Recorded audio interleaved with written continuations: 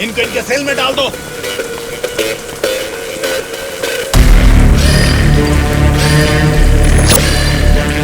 हाँ जेलर साहब। यो बादशाह, तुम और 10 लोगों को भेजोगे ना तो भी जेल में उस दुर्गा को नहीं मार सकोगे। क्या हुआ जेलर साहब? क्या हुआ है? तुमने जिन 10 लोगों को भेजा उन्हें उसने कुत्ते की तरह पीटा। मुझे तो लगता नहीं है उनमें से एक भी जिंदा बचेगा। आइंदा जेल के अंदर ऐसी बचकानी हरकत मत करना। जेल के बाहर ही निपटाओ। प्लानिंग जेल के बाहर करो। रखो फोन।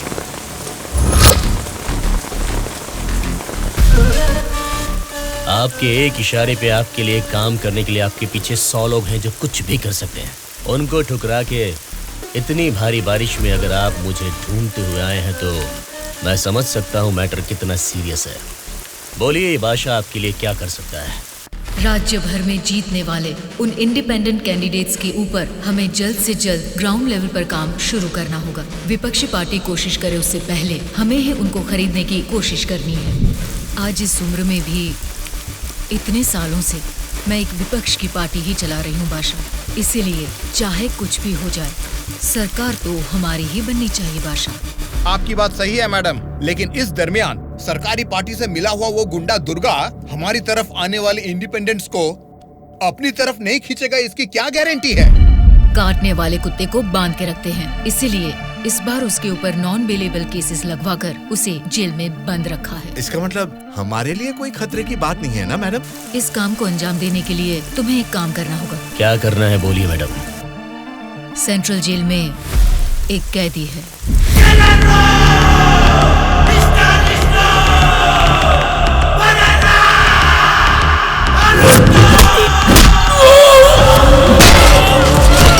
आठ 10 आदमियों को जेल भेजकर उसे मरवाना होगा। नाम क्या है उसका? दुर्गा।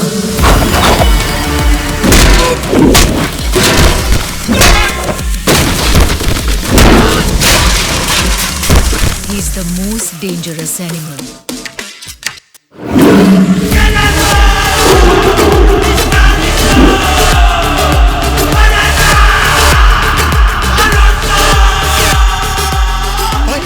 हमारी कोई मार रहा है।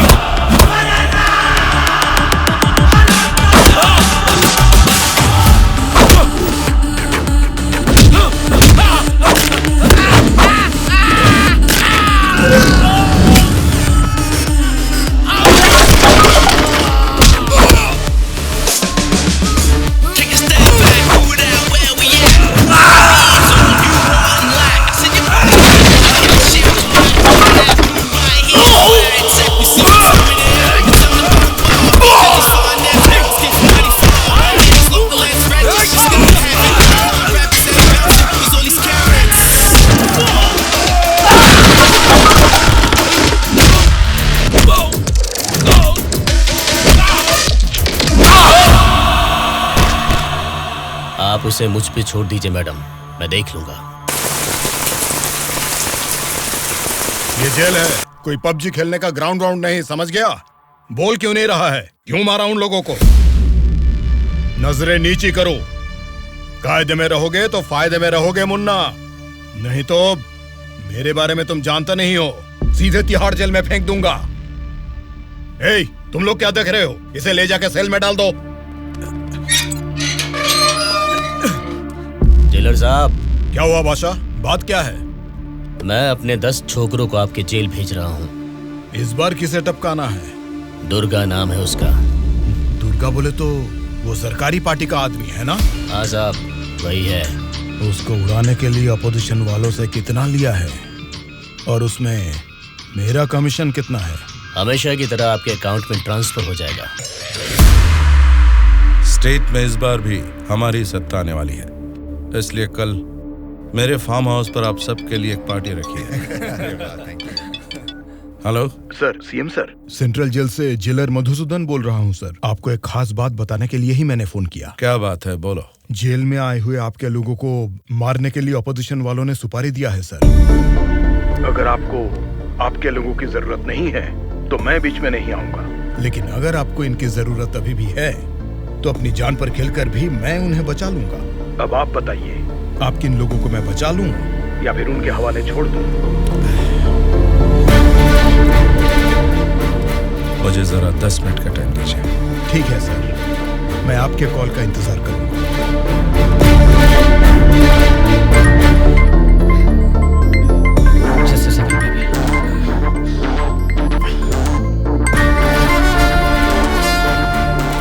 हेलो मामा, बोलिए। जेल में दुर्गा को उड़ाने के लिए ऑपोजिशन वाले प्लान कर रहे हैं।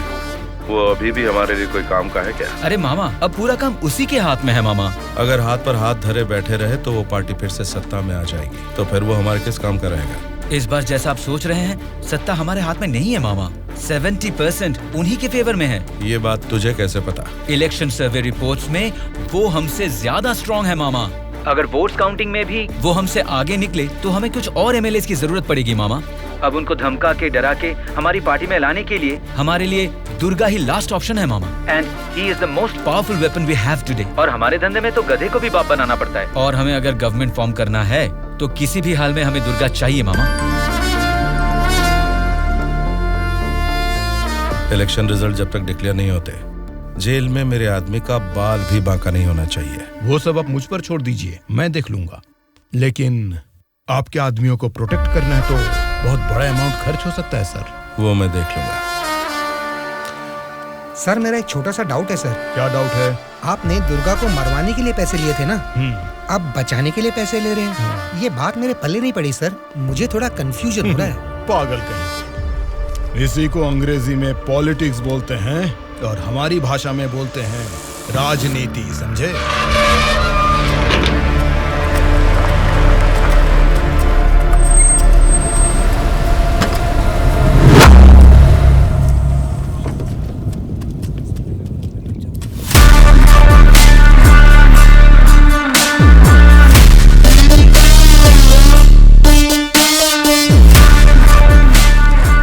फिर से जेल में आ गए ना, अब लगता है जेल में कोई बड़ा कांड होने वाला है।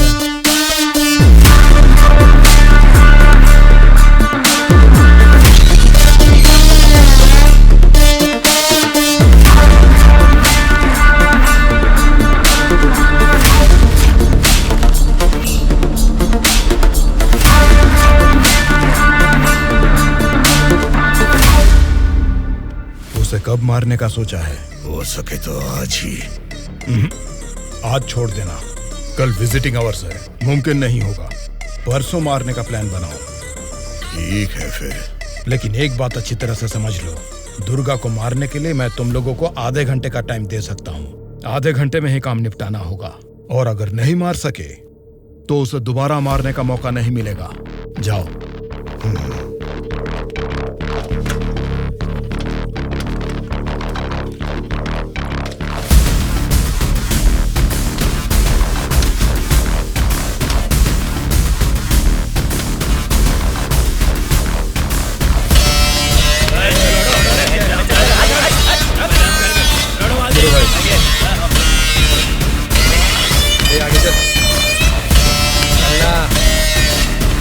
पता नहीं क्या।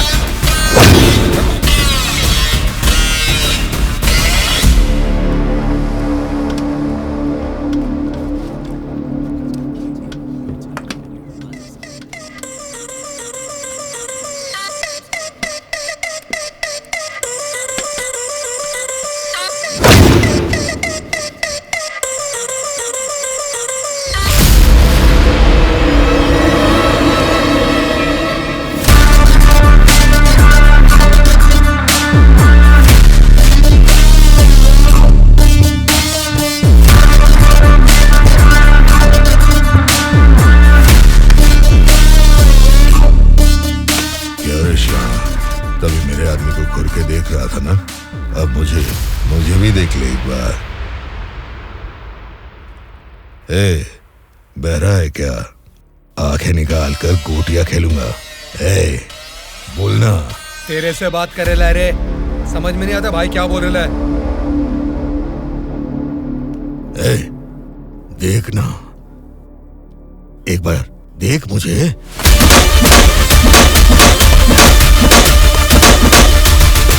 मेरे बारे में तुम जानता नहीं हो, सीधे तिहाड़ जेल में फेंक दूंगा।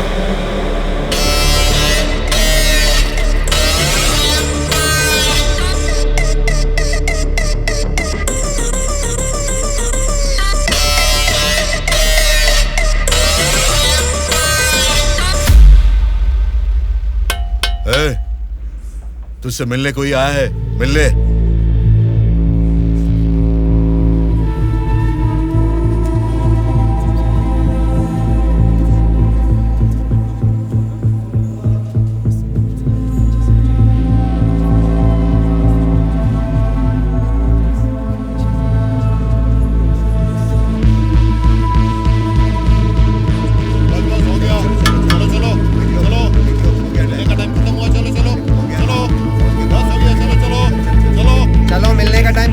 चलो निकलो यहाँ से, चलो टाइम हो गया। चल शिवा तू निकल, मैं बाद में ध्यान रख अपना।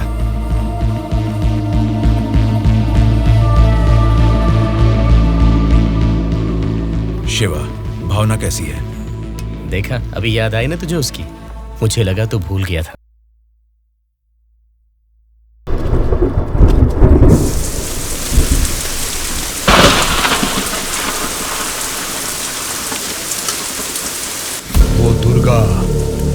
वॉशिंग एरिया में है, बिना गड़बड़ किए उसे टपका देना।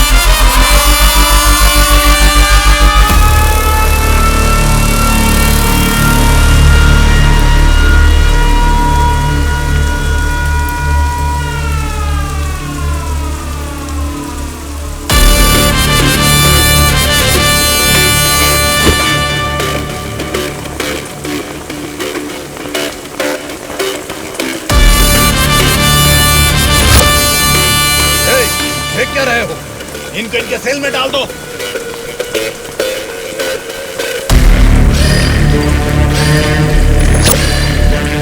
हाँ जेलर साहब। यो बादशाह, तुम और 10 लोगों को भेजोगे ना तो भी जेल में उस दुर्गा को नहीं मार सकोगे। क्या हुआ जेलर साहब? क्या हुआ है? तुमने जिन 10 लोगों को भेजा उन्हें उसने कुत्ते की तरह पीटा। मुझे तो लगता नहीं है उनमें से एक भी जिंदा बचेगा। आइंदा जेल के अंदर ऐसी बचकानी हरकत मत करना। जेल के बाहर ही निपटाओ। प्लानिंग जेल के बाहर करो। रखो फोन।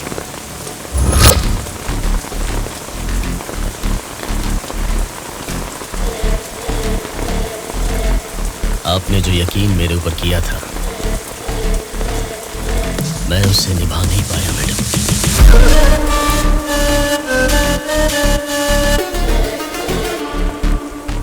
आप ये गन लीजिए मैडम। इस गन से मुझे अभी इसी वक्त यहीं पे मार दीजिए, नहीं तो मुझे एक और मौका दीजिए। मैं खुद जेल में जाकर उस दुर्गा को मारूंगा।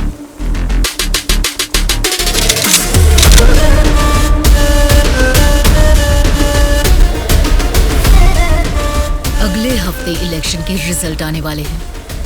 अगर रिजल्ट मेरी फेवर में नहीं आए तब बताऊंगी कि तुम्हें किसको मारना है।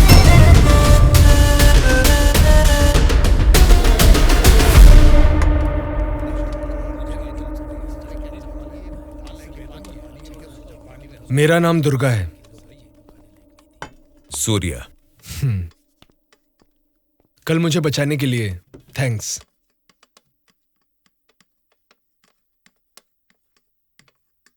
तुम्हारे बारे में सुना था, तुम किसी मर्डर केस में जेल आए हो।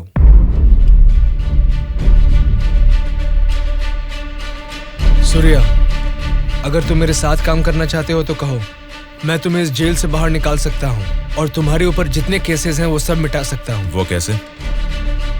मेरी सरकार में अच्छी जान पहचान है।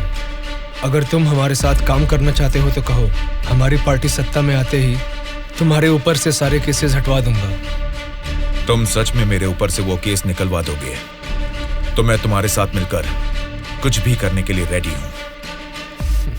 तो आज से हम दोनों फ्रेंड्स।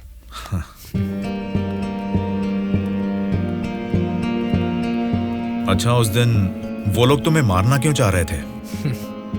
ऑपोजिशन वाले तो मुझे कई दिनों से मारने की कोशिश कर रहे थे, क्योंकि उन्हें इस बार जेल में मौका मिल गया, इसीलिए वो मुझे मारने आ गए।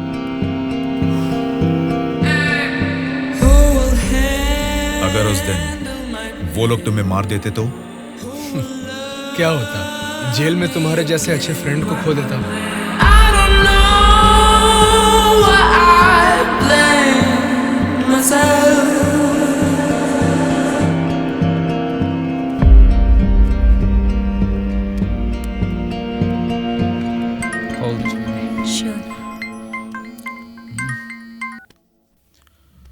हेलो, मैं दुर्गा बोल रहा हूँ। बोलो दुर्गा। यहाँ जेल में मैं एक आदमी से मिला।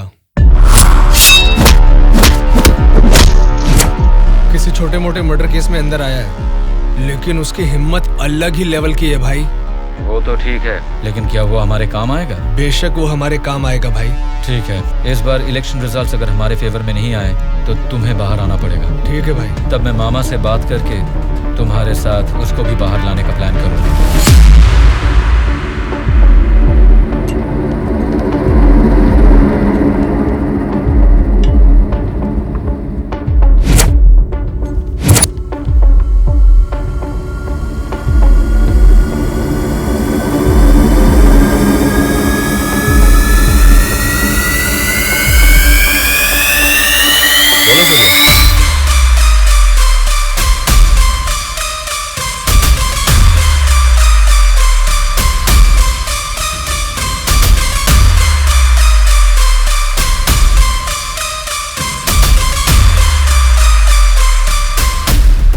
देखो सूर्या, ये सोसाइटी नहीं बदलेगी, ना ही जनता।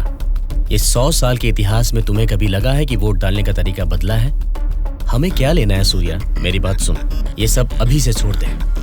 देखो शिवा, जैसा तू बोल रहा है ये समाज नहीं बदला होगा, पब्लिक ने वोट देने का तरीका भी नहीं बदला होगा, लेकिन पब्लिक को पालने वाले नेता लोगों को हमें बदलना है यार। 40 दिन के इंतजार के बाद हुआ पर्दाफाश। जीते हुए उम्मीदवार जश्न मना रहे हैं तो हारे हुए उम्मीदवार उसकी वजह ढूंढने में जुट गए हैं। जनता के वोट ये बता रहे हैं कि उन्हें किसी से कोई बैर नहीं। दोनों मेजर पार्टियों को इलेक्शन में लगभग एक समान वोट मिले हैं। राज्य के पूरे 120 असेंबली सीटों में से सरकारी पार्टी को 48 सीट मिले हैं, वहीं ऑपोजिशन पार्टी को 52 सीट मिले हैं। बाकी 20 सीटें इंडिपेंडेंट एमएलएस को मिले हैं और वो ही तय करेंगे कि राज्य में सरकार किस पार्टी की बनेगी। अब उनमें से कितने लोग कौन सी पार्टी को समर्थन करेंगे, राज्य की सत्ता कौन सी पार्टी को जाएगी, ये सब जानने के लिए शक्ति परीक्षण होने तक सबको इंतजार करना ये क्या है सर? इस बार ऐसे कैसे हो गया? अब हम क्या करेंगे सर? इस बार भी गवर्नमेंट हमारी ही बनेगी।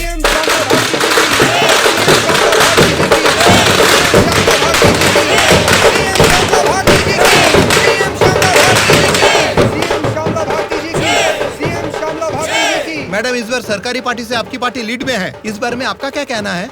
जनता को अब हमारे ऊपर यकीन आ गया है, इसलिए इस बार हमारी पार्टी लीड में है। Thank you. श्यामला भारती जी की, सीएम श्यामला भारती जी की, सीएम श्यामला भारती जी की, सीएम श्यामला भारती जी की, सीएम श्यामला भारती जी की, सीएम श्यामला भारती जी की, सीएम श्यामला भारती जी की, सीएम श्यामला भारती जी की।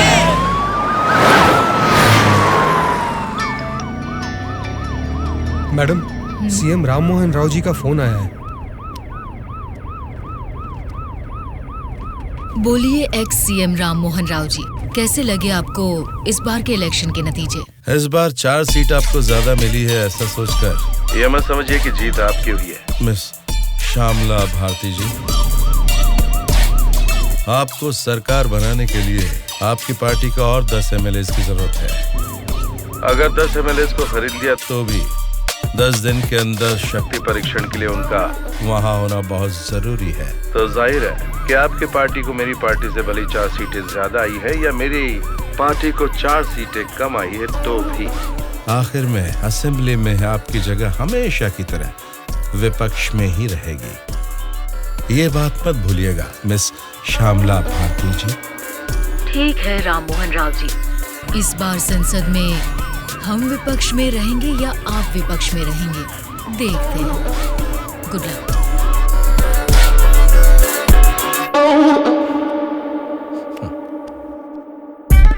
ये जानते हुए कि हमारी पार्टी लीड में है, ये राम मोहन राव कॉन्फिडेंटली कह रहा है कि हमारी पार्टी जीत नहीं सकती। इससे ये साफ पता चलता है कि हमारी पीठ पीछे साजिश हो रही है। हम एक लीडिंग पार्टी है, हमें हमारी पार्टी को सत्ता में लाने के लिए उन 20 इंडिपेंडेंट्स को हमारी पार्टी में लाने का कोई न कोई तरीका ढूंढना होगा। हमें उन 20 लोगों को जल्द खरीदना होगा मैडम, और उसका केवल एक ही रास्ता है। कौन सा रास्ता? अनंतगिरी में 20 साल से ना हारने वाले कल्याण प्रसाद को हमें सबसे पहले खरीदना होगा मैडम। उसी को क्यों?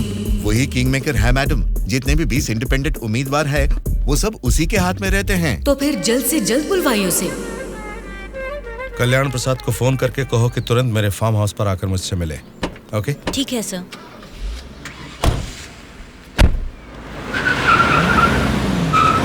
लगता है सब लोग आ गए हैं, तेरी वजह से ही लेट है।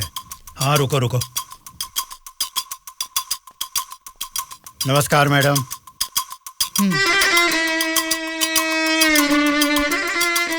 मैडम, डायरेक्टली पॉइंट पर बात करेंगे, इससे दोनों का टाइम बचेगा। मैं भी सीधे पॉइंट पर आकर बात करूंगी। आपके 20 एमएलए को हमारी पार्टी को समर्थन देना होगा। इसके लिए आपके एक एमएलए की कीमत बताइए।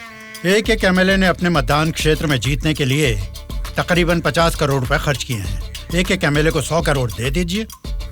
क्या मतलब? एक एमएलए को 100 करोड़?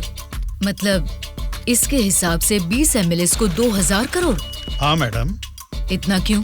मार्केट में आजकल रेट बहुत बढ़ गए मैडम। एक जमाने में खाना पकाने का तेल 100 रुपए लीटर मिलता था और अब 230 रुपए हो गया है। फिर भी लोग खरीद रहे हैं ना। वैसे जनता के बारे में हम कुछ सोच रहे हैं क्या? नहीं ना। इसीलिए जैसे चीजों के दाम बढ़ गए हैं, वोटर्स ने भी अपने रेट बढ़ा दिए हैं मैडम। एक टाइम पे 1000 रुपए में मिलने वाले वोट अब 5000 में मिलते हैं।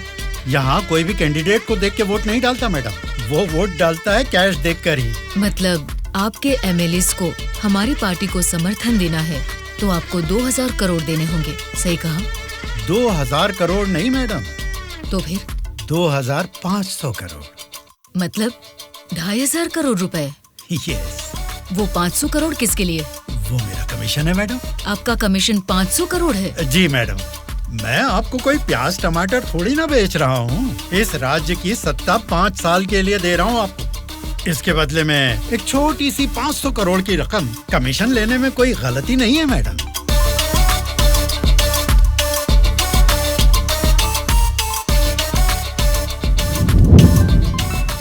सत्ताधारी पार्टी का फोन। अगर मेरा प्रपोजल आपको जमता है तो फोन काट दूंगा, और नहीं तो इस बार फिर से उन्हीं की सरकार बनेगी। सोच लीजिए। सर, कल्याण प्रसाद जी मेरा कॉल कट कर रहे हैं सर। फिर से ट्राई करो। Okay sir.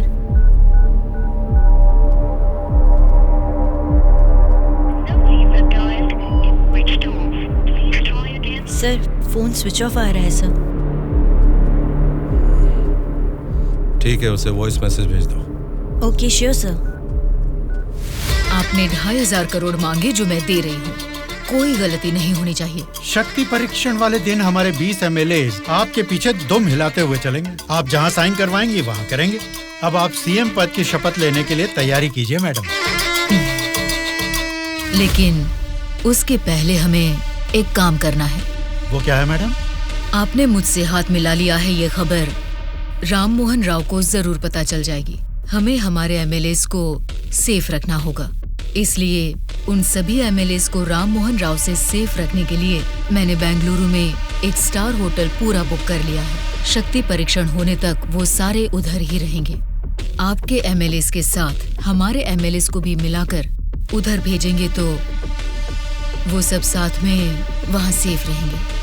आपकी बात सही है मैडम, पर उस राम मोहन राव के डर से सिटी से इतनी दूर बेंगलुरु में एमएलएस को रखने की जरूरत नहीं है मैडम। वो क्या है ना, शहर के बीचों बीच मेरे कंट्रोल में एक जगह है जिसके बारे में किसी को नहीं पता। ये 10 दिन हम अपने एमएलएस को वहीं छिपाएंगे तो टाइम भी सेव होगा और अपने लोग अपने ही साथ हैं, ये भरोसा भी रहेगा। लेकिन उतनी सेफ प्लेस इस सिटी में कहाँ है? सॉरी मैडम, शक्ति परीक्षण होने तक उस जगह के बारे में मैं आपको भी नहीं बताऊंगा। ठीक है, फिर आपके एमएलएस के साथ हमारे एमएलएस को भी आपकी बताई हुई जगह पर भेजूंगी। देखना कोई भूल ना हो। Okay madam. सत्या। हाँ सर। सर, श्यामला भारती जी ने कल्याण प्रसाद जी को 2500 करोड़ में खरीद लिया। अब हमारी हालत क्या होगी सर? हमारी सरकार गिर गई क्या? सर, इलेक्शन में मैंने 100 करोड़ खर्च किया। अब मेरा क्या होगा सर? बताइए सर। क्या होगा? बस चुप हो जाओ। परेशान होने की जरूरत नहीं है।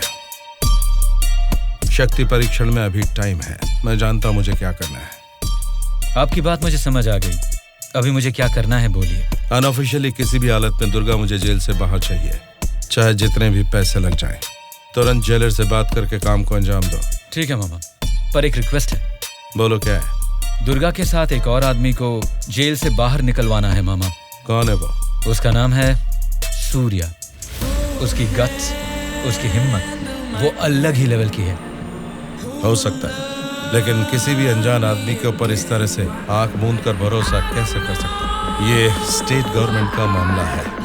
अगर कुछ गलत हो गया तो मेरा पूरा पॉलिटिकल करियर खत्म हो जाएगा। मेरा यकीन कीजिए मामा, हमारे गवर्नमेंट को गिरने से बचाने के लिए इस ऑपरेशन में दुर्गा से ज्यादा वो ही एक्टिवली काम करेगा। ठीक है, अगर तुम उसकी इतनी तारीफ कर रहे हो तो काम खत्म होते इन दोनों को फिर से जेल में डाल दूंगा। मैं भी उससे जरूर मिलना चाहूंगा।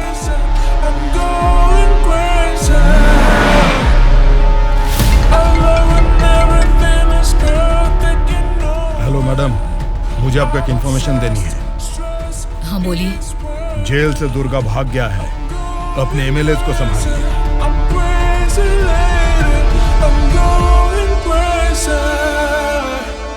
इनको अभी छोड़ के आपने वो पार्टी को इन्फॉर्मेशन क्यों दे दिया सर? वो लोग आपस में लड़के मरेंगे तो ही ना हम जैसे लोग सेफ रहेंगे।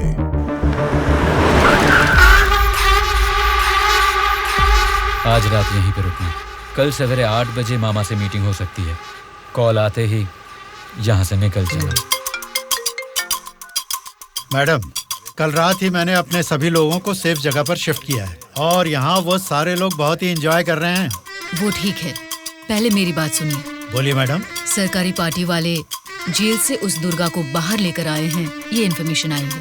मैं नहीं जानती तुम क्या करोगे, लेकिन हमारे सभी एमएलए सेफ रहने चाहिए। मैडम, दुर्गा जैसे 10 लोग भी जेल से बाहर आ जाए ना, तो भी हमारे एमएलए कहाँ है पता लगाना मुश्किल है। फिर भी सामने वाली पार्टी प्लान कर रही है, तो इसका मतलब हमें संभल के रहना है।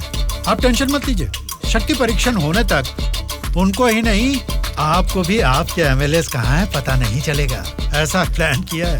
ठीक है, जो भी करो संभाल कर। इलेक्शन रिजल्ट के बारे में इस बार भी मेरा अंदाजा गलत निकला। लगता है सत्ता हाथ से जाने वाली है। तुम दोनों को क्या करना है ये तुम सोचो, चाहे जितने पैसे खर्च हो जाएं, लेकिन उस श्यामला ने जिन 20 इंडिपेंडेंट एमएलएस को खरीदा है वो किसी भी तरह मुझे चाहिए। तुम लोगों का क्या प्लान है, बताओ क्या करोगे? उन सबको किडनैप करेंगे सर। किडनैप? हाँ सर। 20 एमएलएस को किडनैप करना तुम्हें स्कूल के बच्चों को किडनैप करने के जैसा लग रहा है क्या? 20 एमएलएस नहीं सर, ऑपोजिशन एमआईयू को मिलाकर पूरे 72 एमएलएस हैं सर। क्या 72 लोग? आपकी पार्टी से जीते हुए 48 एमएलएस के साथ पूरे 120 एमएलएस को आपके बेंगलुरु वाले फार्म हाउस में बिना बंदी बनाए इस बार आप सीएम नहीं बन सकते हैं सर। ऑपोजिशन एमएलएस तक तो ठीक है, लेकिन हमारे एमएलएस क्यों? वो तो हमारे ही लोग हैं ना। राजनीति में सब कुछ हो सकता है सर, सब कुछ जायज है। सत्ता का पलड़ा जिस तरफ है वो उस तरफ चले जाएंगे।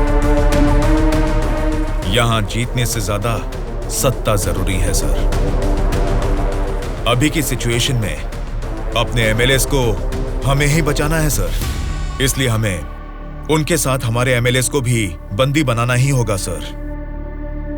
तुम्हारा प्लान सुनने में तो ठीक ही लग रहा है, लेकिन ऑपोजिशन एमएलएस को किडनैप कैसे करोगे? यह मुमकिन है क्या? सत्ता की जंग हर कोई जीतना चाहता है, पर जीत सिर्फ एक की ही होती है और उसी को वीर कहते हैं। मैंने आपको जिसके बारे में बताया था ये वही है सर। तो जरा बताओ कि शुभ काम का मुहूर्त कब है? इस शुक्रवार को ही आपके सभी एमएलएस को बस में बिठा के दुर्गा को सौंप दीजिए। दुर्गा उनको बेंगलुरु हाईवे के एक ढाबे पर लेकर आएगा। इसी बीच ऑपोजिशन के सभी एमएलएस को किडनैप करके लाने का जिम्मा मेरा होगा। गुड। तुम्हारे प्लान के साथ तुम्हारा कॉन्फिडेंस भी मुझे अच्छा लगा।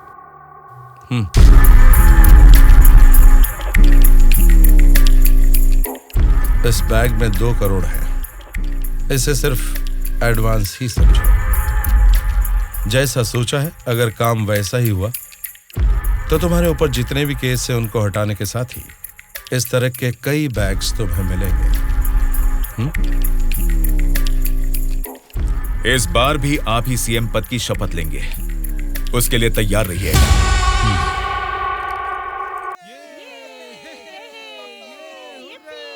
कल्याण प्रसाद के फोन का लास्ट कॉल लोकेशन कल रात 11 बजे का गुलजार हाउस में दिखा रहा था। तभी से लेके अब तक वो किसी के टच में नहीं है।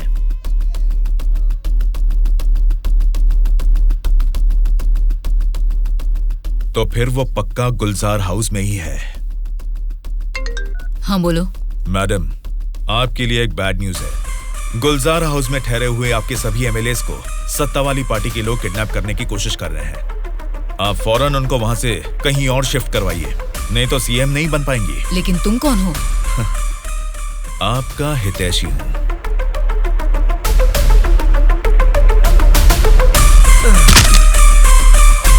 चलिए बैठिए आप लोग अंदर।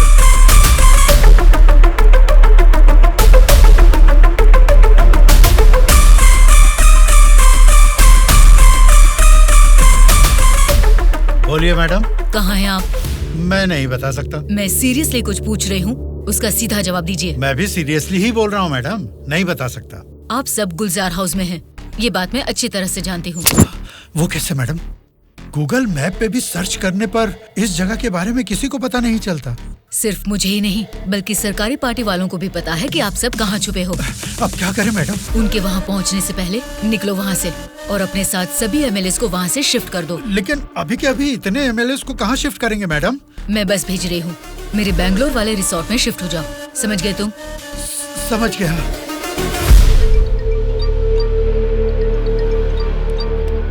जी मैडम। बादशाह, तुम्हें मेरा एक काम करना होगा।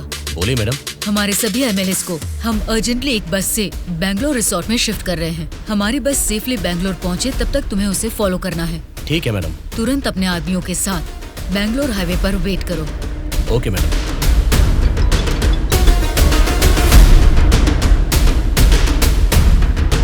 हेलो मैडम, मैं ट्रैवल एजेंसी का बस ड्राइवर बोल रहा हूँ मैडम। कहाँ पहुँचे तुम? मैं बिल्कुल सही लोकेशन में पहुँच गया हूँ मैडम। ठीक है, हमारे लोग वहाँ आएंगे, वेट करो।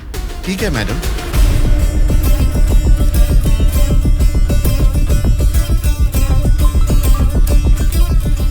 हाँ बोलिए मैडम। बस आ गई है, आप सब तुरंत वहाँ से निकल जाइए। ठीक है मैडम। बस आ गई है, चलिए सब लोग बस में बैठिए।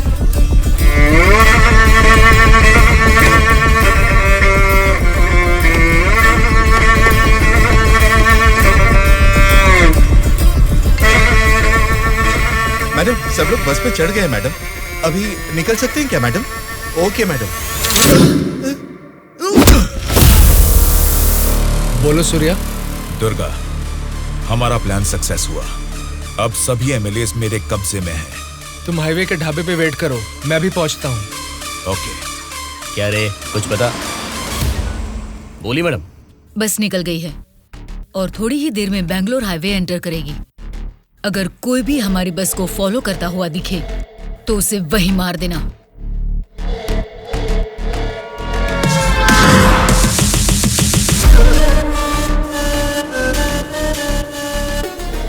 मैडम, हमारे एमएलएस की बस अभी सामने से क्रॉस हो गई है। तुम ध्यान से हमारी बस को फॉलो करना, ठीक है? ठीक है मैडम। ए चलो रे।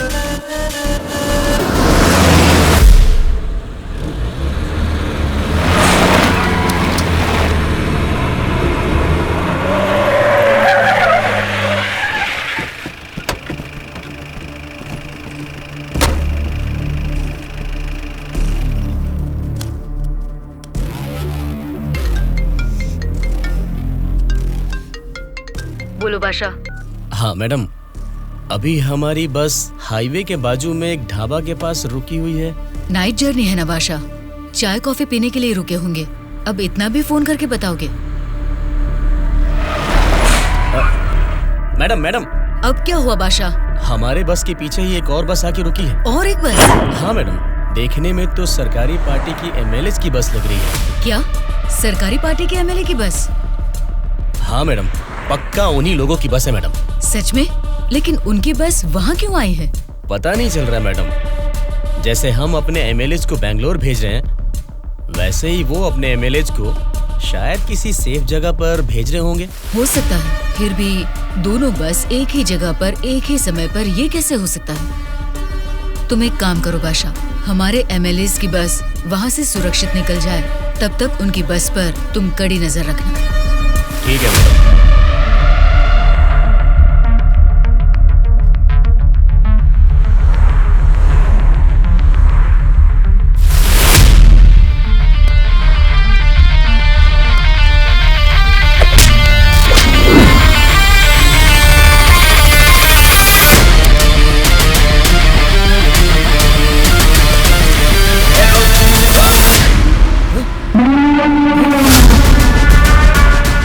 बोलो बादशाह। हमारे बस ड्राइवर ने सरकारी पार्टी के बस ड्राइवर दुर्गा को मार के उनकी बस को भी हमारे बस ड्राइवर ही ड्राइव करके ले जा रहे हैं मैडम। व्हाट? उनकी बस को हमारे ड्राइवर क्यों ले गए हैं?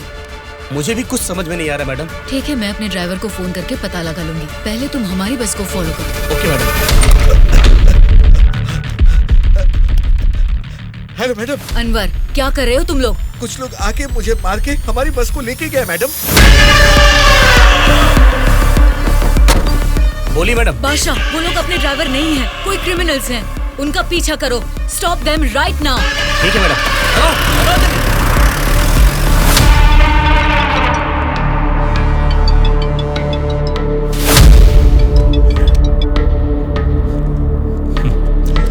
बोलिए श्यामला जी, इस वक्त कैसे याद किया?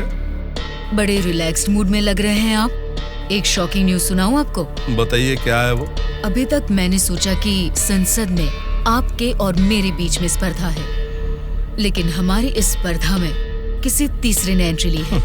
उसने क्या किया है अगर ये आपको बताऊंगी तो बहुत बड़ा झटका लगेगा। वो तीसरा कौन है और उसने क्या किया है ये आप बताएंगी, तभी तो पता चलेगा कि मुझे बड़ा झटका लगेगा या नहीं। जेल में से आपने एक जानवर को बाहर निकलवाया मिस्टर राव। उस जानवर को मारकर उस तीसरे ने हमारे एमएलएस के साथ आपके एमएलएस को भी किडनैप करके वहाँ से भाग गया है मिस्टर राव।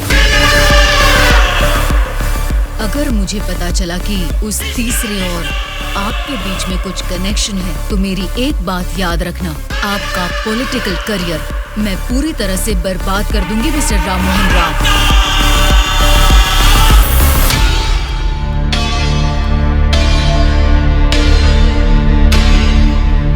क्या हुआ मामा? उस दुर्गा को कॉल कर।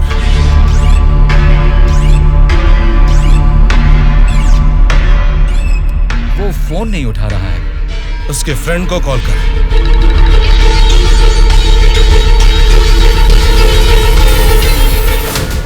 मेरे पॉलिटिकल करियर में ये फर्स्ट टाइम है जब मैंने किसी पर यकीन करके धोखा खाया। बोल कौन है रे तू? बोला था ना, ये सत्ता की जंग हर कोई जीतना चाहता है, लेकिन किसी एक को ही जीत मिलती है, उसी को वीर कहते हैं। अब वो जंग शुरू हो चुकी है। वीर कौन है और वो जंग किस मकसद से कर रहा है, आगे आगे तुमको सब समझ में आएगा। तब तक के लिए wait and C.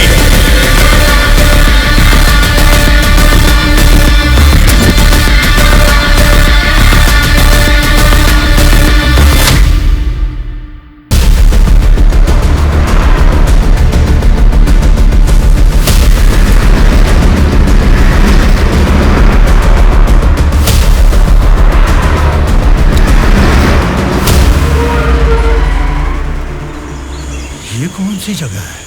Bengaluru resort बोले थे, गलती से किसी और रूट में तो नहीं आ गए? घना जंगल लग रहा है ये तो।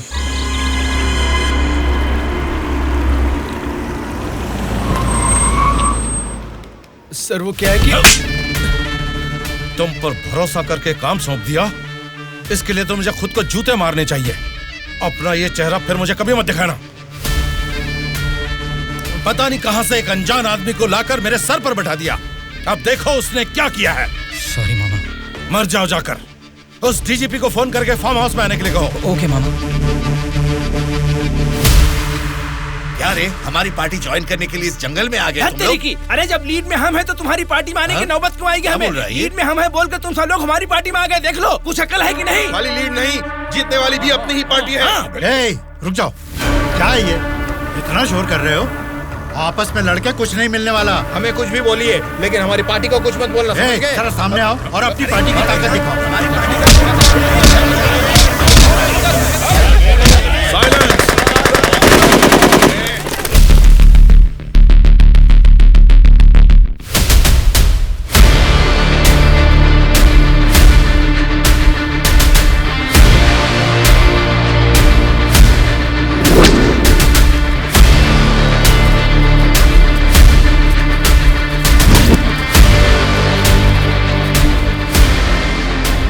क्या सोच रहे हो? जैसे जी में आ रहा चिल्ला रहे हो, अपनी मर्जी से आपस में लड़ रहे हो। ये तुम्हारी असेंबली नहीं है, ये जंगल है। मेरा जंगल, मेरा जंगल, मेरा जंगल।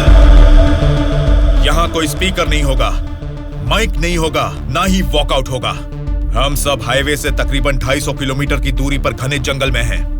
बेटा, तुम लोग नेक्सलाइस्ट हो, माओइस्ट हो, टेररिस्ट हो, कौन हो बेटा तुम लोग? वो सब कहां से पैदा हुए हैं? तुम जैसे लोगों की गलती से ही वो लोग पैदा हुए हैं। बेटा, तेरी बात मैं मानता हूँ, लेकिन मैं शुगर पेशेंट हूँ। टाइम पर खा के अगर मैंने दवा नहीं लिया तो मेरी बॉडी कांपने लग जाती है बेटा। तुम हेल्थ मिनिस्टर हो ना? हाँ बेटा।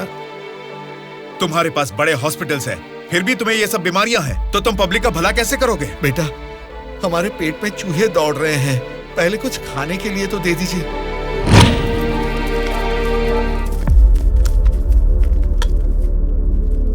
ये क्या खाना है? ये तो जेल के खाने से भी बदतर है। क्यों रे? तेरी राशन की दुकान में यही चावल तो बिकता है, फिर वो लोग कैसे खाते होंगे, कभी सोचा है?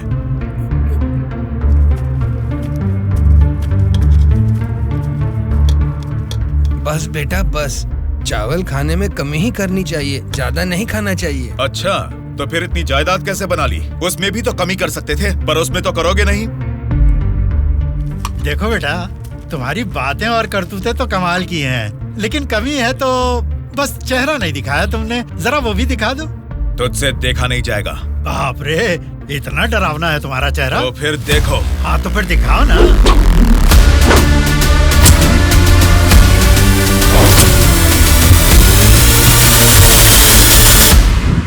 हमारी जिंदगी को लक्ष्य देता है ये महाविद्यालय, हमारे भविष्य को भी रचता है ये विद्यालय। स्वामी विवेकानंद ने कहा था कि देश का भविष्य युवा पीढ़ी के हाथों में है, लेकिन युवा होने के नाते हम क्या कर रहे हैं? देश के भविष्य से मुझे क्या करना है, ऐसा बोलकर हम खुद ही को स्वार्थी बनाते जा रहे हैं। मतलब हमारा पढ़ाई करना, नौकरी करना स्वार्थ है क्या? प्रॉब्लम पढ़ाई के बारे में या जॉब के बारे में नहीं है बेटा, तो फिर देश के भविष्य के बारे में ना सोचना ही प्रॉब्लम है। इसीलिए तो हर 5 साल में हम वोटिंग करके नेता लोगों को चुनते हैं, ये सब काम तो उनका है। वही तो हम लोगों की गलती है, वोट देते हैं और भूल जाते हैं। एक स्टूडेंट की हैसियत से फैसला करना आपके हाथ में नहीं है, लेकिन बेहतर समाज का निर्माण करने का सामर्थ्य आप में है।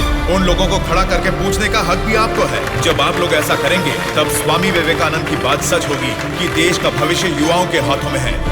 जाल खरीदने के लिए पैसे देंगे, नाव खरीदने के लिए लोन देंगे। तुमसे यही वादा इलेक्शन से पहले किया गया था ना, लेकिन अब सत्ता में आकर 4 साल होने के बाद भी एक भी वादा पूरा नहीं किया।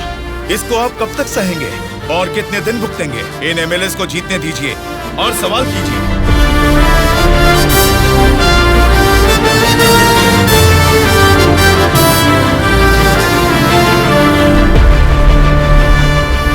18 साल की उम्र होने के बाद ही हमारे देश में मतदान का हक क्यों दिया जाता है जानते हो? ताकि हम एक सही नेता को चुन सके। लेकिन हम क्या कर रहे हैं? हम बिना सोचे समझे और उनसे पैसे लेकर वोट डाल रहे हैं। अगर ऐसा ही चलता रहा तो कल को आपके बच्चे और फिर उनके बच्चे, हर किसी को इसी तरह की परेशानी होगी। हमें अब बिना सोचे समझे और पैसे लेकर वोट डालने की इस प्रथा को खत्म करना ही होगा। और अगर हमने ऐसा नहीं किया तो सबका नाश निश्चित है। आने वाली पीढ़ी को हम ये बताएंगे कि वोट की जो ताकत है उससे सरकार बदल सकते हैं। जनता की सच्चाई। स्टूडेंट सर, आजकल जनता के सामने समाज के बदलाव की बातें करते रहते हैं सर। आजकल ये फैशन हो गया है सर। ठीक है। हाँ? उसके भाषण की वजह से अपनी इमेज डैमेज नहीं होनी चाहिए। सर, हमें उनकी परवाह नहीं करनी चाहिए, वो लोग कुछ प्रॉब्लम नहीं करेंगे सर। अपने किसी आदमी को बोलो इन पर जरा नजर बनाए रखे। Okay sir. दिल्ली से आते ही इनके बारे में कुछ करेंगे। क्या बताऊं बेटा, इस गांव की समस्या वैसे की वैसी ही है। हमारी समस्याओं को सुनने के लिए कोई वार्ड मेंबर नहीं आता है। सरपंच को तो दिखा ही नहीं, कॉर्पोरेटर काम नहीं करता, और एमएलए के लिए क्या बताऊं, 4 साल पहले हमने उनको जिताया, वो तो ऐसे गायब हुए जैसे गधे के सर से सिंह। उनसे मिलने जाओ तो लात मार के भगा देते हैं।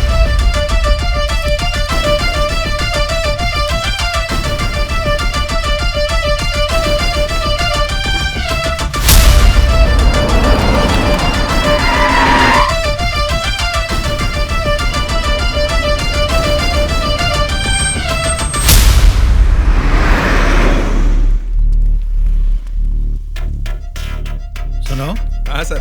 हम बगल वाली स्टेट में गए थे ना? हाँ सर। तो ये यूएस गए थे, ऐसा फ्लेक्सी क्यों लगा है? हाँ सर। चलो लगे रहने दो सर। फोटो अच्छी है। लगाया किसने इसको? और कौन सर, वो स्टूडेंट्स ही हैं।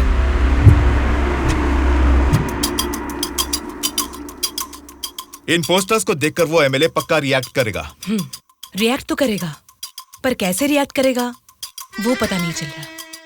जैसा भी रिएक्ट करें, कोई भी प्रॉब्लम आने तो हम सबका सामना कर लेंगे साथ में। जैसा आपने सोचा वैसा नहीं होगा।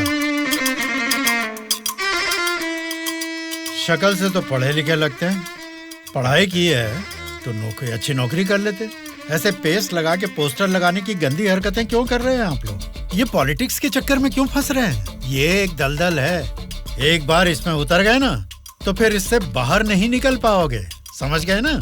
मतलब आपके नजर में वोटर की कोई वैल्यू नहीं? अरे बहुत सही कहा आपने। आपकी नजर में वोटर की बड़ी कीमत है, लेकिन हमें वोट की कीमत पता है। यही फर्क है आपकी और हमारी सोच में। एक बार वोट मिल गया ना, फिर वोटर को कौन पूछता है? 5 साल के लिए हम ही राजा, हम ही मंत्री। मतलब आपसे सवाल करने वाला कोई नहीं है क्या? अब तुम ही बताओ, जो लोग पैसा लेकर वोट डालते हैं उनको सवाल पूछने का अधिकार है? अभी जो भी हो रहा है वो इलेक्शन नहीं है, कलेक्शन है। हम वोट कलेक्ट करेंगे, वो पैसे कलेक्ट करेंगे।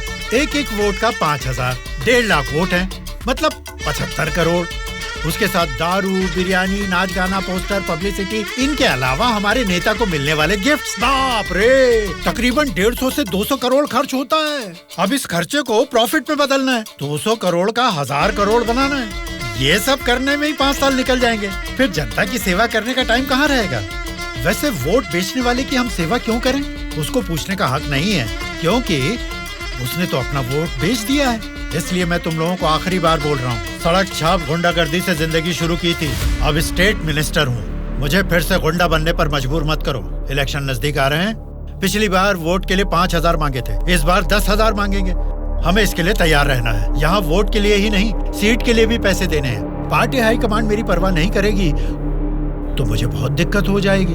मेरे रास्ते से हट जाइए। इसके बावजूद भी अगर किसी ने रोका तो तुम सबकी डेट ऑफ बर्थ तो अलग अलग है, लेकिन डेट ऑफ डेथ एक हो जाएगी, याद रखना। चलता हूँ।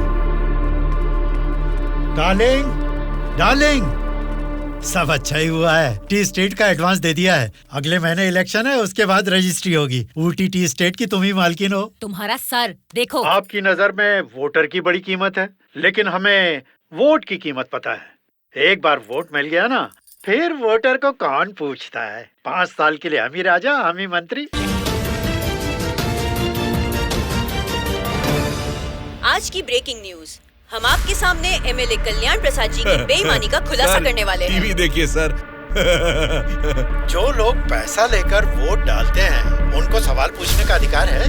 अभी जो भी हो रहा है वो इलेक्शन नहीं है, कलेक्शन है। तो तुम सबकी डेट ऑफ बर्थ तो अलग अलग है, लेकिन डेट ऑफ डेथ एक हो जाएगी, याद रखना। खुद कल्याण प्रसाद जी के मुंह से ये बातें सुनने के बाद उन्हें मिनिस्टर के पद से ही नहीं, बल्कि पार्टी के हाई कमांड ने उन्हें पार्टी से भी सस्पेंड कर दिया है।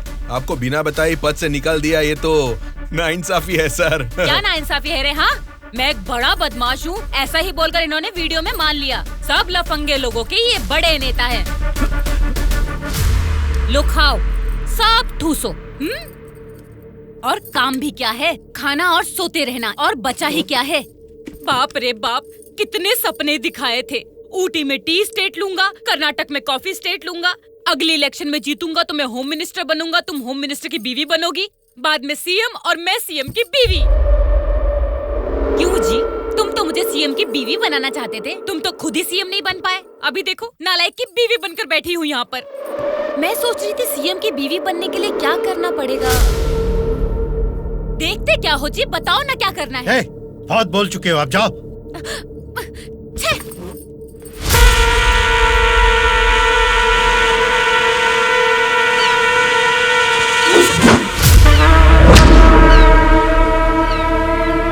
अरे क्या कर रहा है? निकाल उसे। माफ कीजिए सर, अपने लोग हैं, मछली पकड़ना सीख रहे हैं, गलती से आपके ऊपर गिर गया। आप जाइए सर।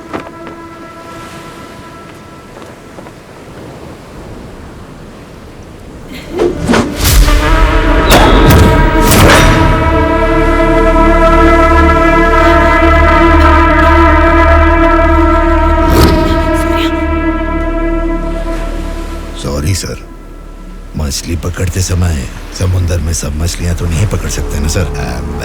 हमारे हाथ में आई हुई मछली पकड़ेंगे, गलत मत समझिए। अब जाइए।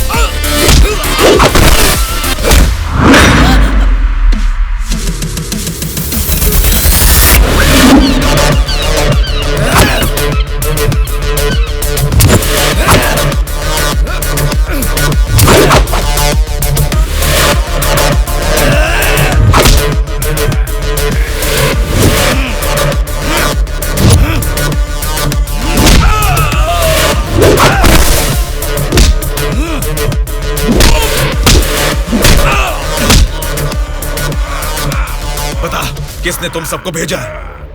बता, जल्दी बता।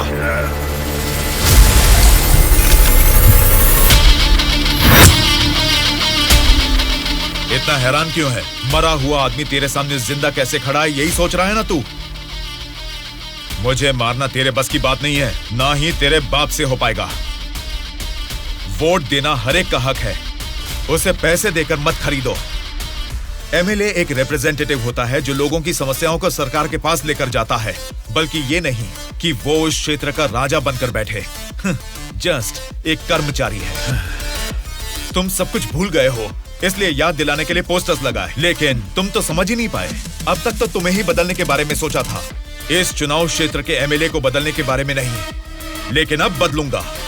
अगले इलेक्शन में चुनाव के लिए रेडी हो जाओ। अब की बार कलेक्शन नहीं, इलेक्शन होगा।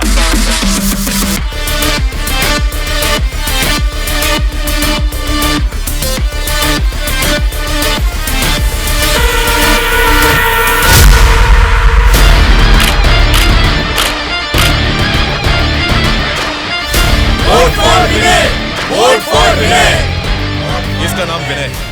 अब हमारे चुनाव क्षेत्र से इंडिपेंडेंट उम्मीदवार के रूप में कल्याण प्रसाद जी के सामने खड़ा हो रहा है। यही पैदा हुआ है, आपकी तकलीफें जानता है। पैसे देकर आपका वोट नहीं खरीदेगा, लेकिन आपके द्वारा डाले गए हर एक वोट को इंसाफ दिलाएगा। इसे जिताकर तुम सब जीतना चाहते हो, या फिर उस कल्याण प्रसाद को वोट डालकर अगले 5 साल के लिए गुलाम बनकर जीना चाहोगे?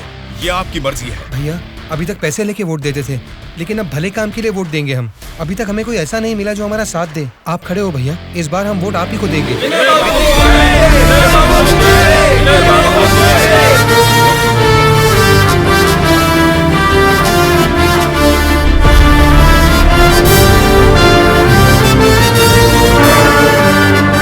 ऐसा क्या?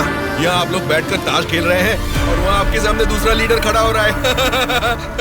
देखो, पैसे लेकर वोट डालने वाली जनता के रहते हैं, इनकी परवाह नहीं करनी है। आपका बोया हुआ पेड़ आपको ही छांव देगा। आपका डाला हुआ वोट भविष्य का फैसला करेगा। अब किसे वोट देना है, ये आप ही तय कीजिए।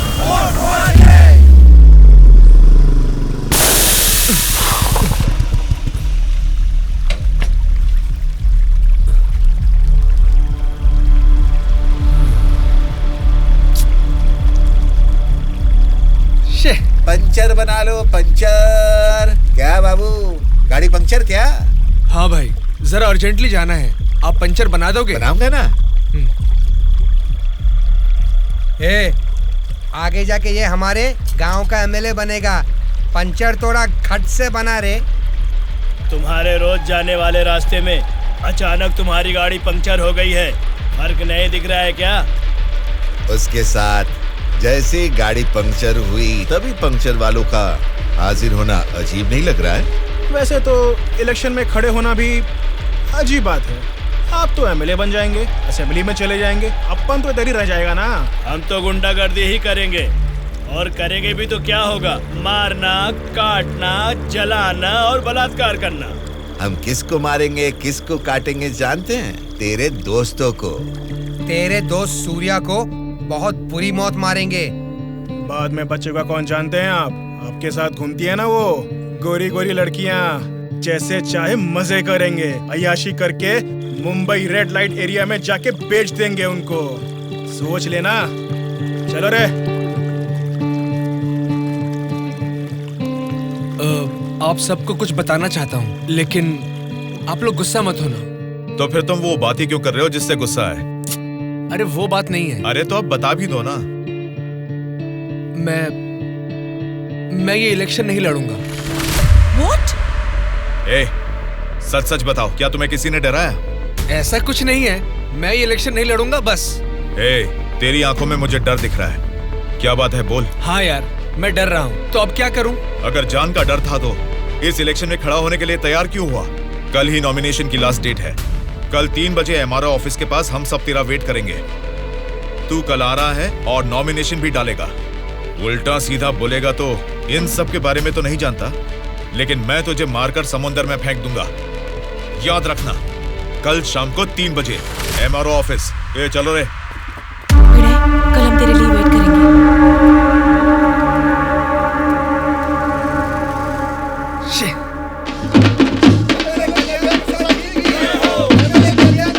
पता नहीं कहाँ कुछ समझता क्या है वो? Phone is not reachable, message भी नहीं जा रहा।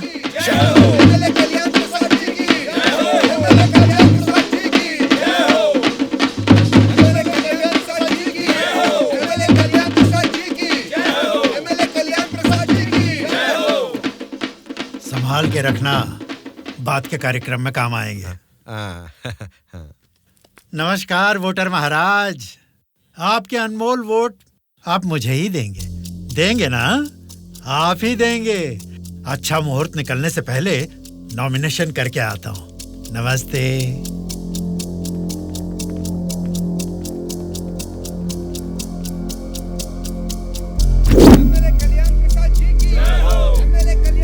विनय को फिर से कॉल करो। इतना टाइम हो गया अभी तक नहीं आया।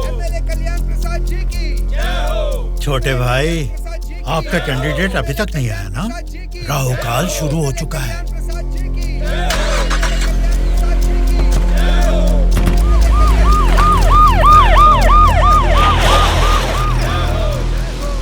हम तुम्हें अरेस्ट करने आए हैं।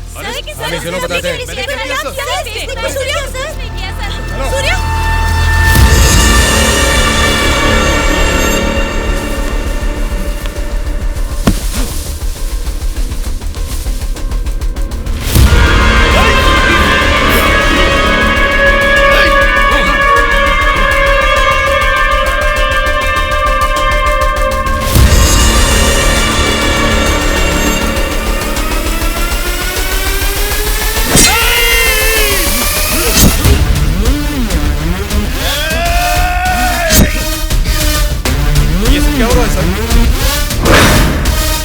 पैर रख अपना।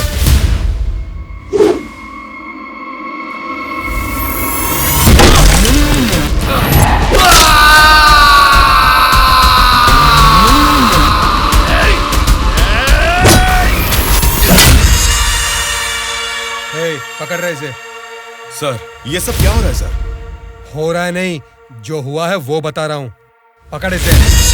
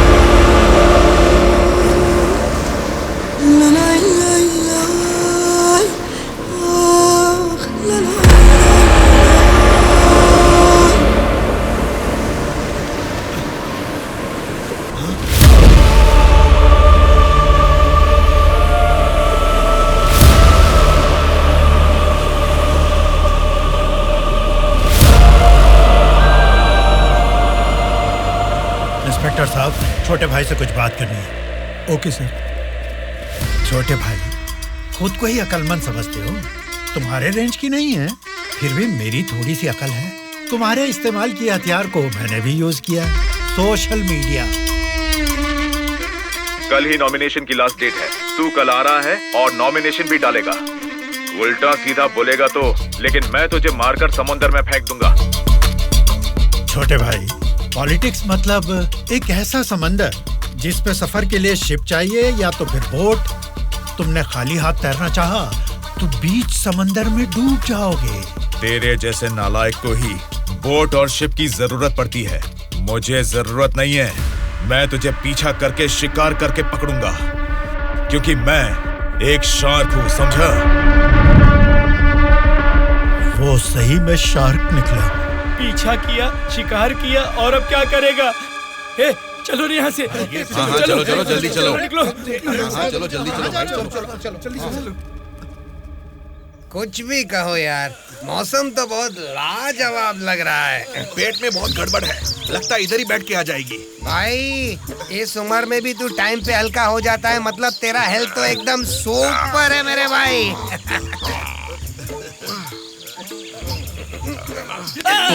मेरा पेट गड़बड़ चल रहा है यार। मारे मर रहा हूँ, ऊपर से तुम लोग गोली चला रहे हो। तेरी गोली से हम लोग डरने वाले नहीं है, समझा? ठंडे ठंडे पानी से नहाना चाहिए, जाना है या नहीं। पागल हो गया क्या? कोई अपना लीज खुला छोड़ के नहाता क्या? मैं तो डर ही गया। मेरे लीज पे बुरी नजर डालता है। घर में बाप भाई है कि नहीं? अभी भी तेरा लीज जीतना ही है, एनाकोंडा नहीं बना पाया। तुम लोगों को लीच और एनाकोंडा में फर्क नहीं समझता है क्या? लीच हो या एनाकोंडा हो, बीन बजाने से भी कोई फर्क नहीं पड़ने वाला है। अरे इस जंगल में बीन ठीक से नहाने भी नहीं देता है, ठीक से हल्का भी नहीं होने दिया, गोलियां पे गोलियां चलाया जा रहा है। ये क्या हाल हो गया हमारा? एक नहीं, दो नहीं, पूरे 120 एमएलएस को प्री प्लान तरीके से किडनैप करके ले गया है। मेरी समझ में नहीं आ रहा क्या करूं।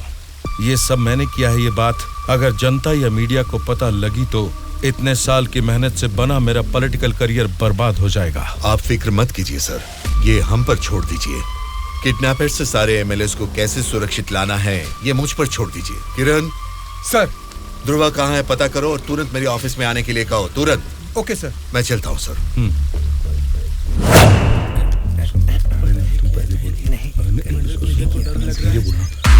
मुझे तो डर लग रहा है। तुम ही बोलो बेटा। क्या है? आपके बारे में सब कुछ पता चल गया बेटा। सच में नाइंसाफी हुई है। मैं सच बोल रहा हूँ, लेकिन गलती तो उसने की है। फिर हम लोगों को यहाँ लेकर क्यों आए हो बेटा? चाहिए तो उसको अकेले रख लो और हम लोगों को छोड़ दो बेटा। ठीक है, तुम लोग कह रहे हो तो मैं तुम्हें छोड़ दूंगा। उससे पहले मैं तुम सबसे 3 सवाल पूछूंगा। अगर तुमने सही जवाब दिया तो मैं तुम सबको आज ही छोड़ दूंगा। पहला सवाल, आप में से सनी लियोन को कितने लोग जानते हैं? क्यों नहीं जानते सर, वो तो मेरी पसंदीदा फिल्म स्टार हैं। उसे देखे बिना मुझे नींद ही नहीं आती, समझे? दूसरा सवाल, पूजा हेगड़े को कितने लोग जानते हैं? पूजा हेगड़े का मैं बहुत बड़ा फैन हूँ बेटा। एक चुम्मा, एक चुम्मा,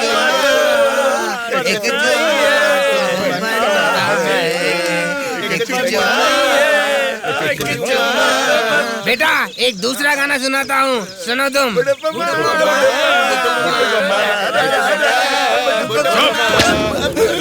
तीसरा सवाल, नारायण स्वामी को कितने लोग जानते हैं? भाई नारायण स्वामी ना, उनका व्रत मैं हमेशा रखता हूँ। तुम सनी लियोन को जानते हो? पूजा हेगड़े ने कितने एक्टर्स के साथ डांस किया ये भी जानते हो?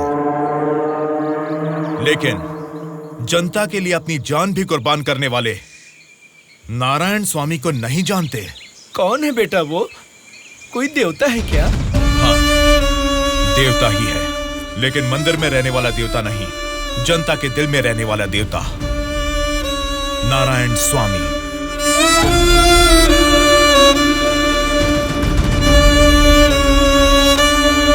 नमस्कार सर। नमस्ते माँ जी। नमस्ते नमस्ते।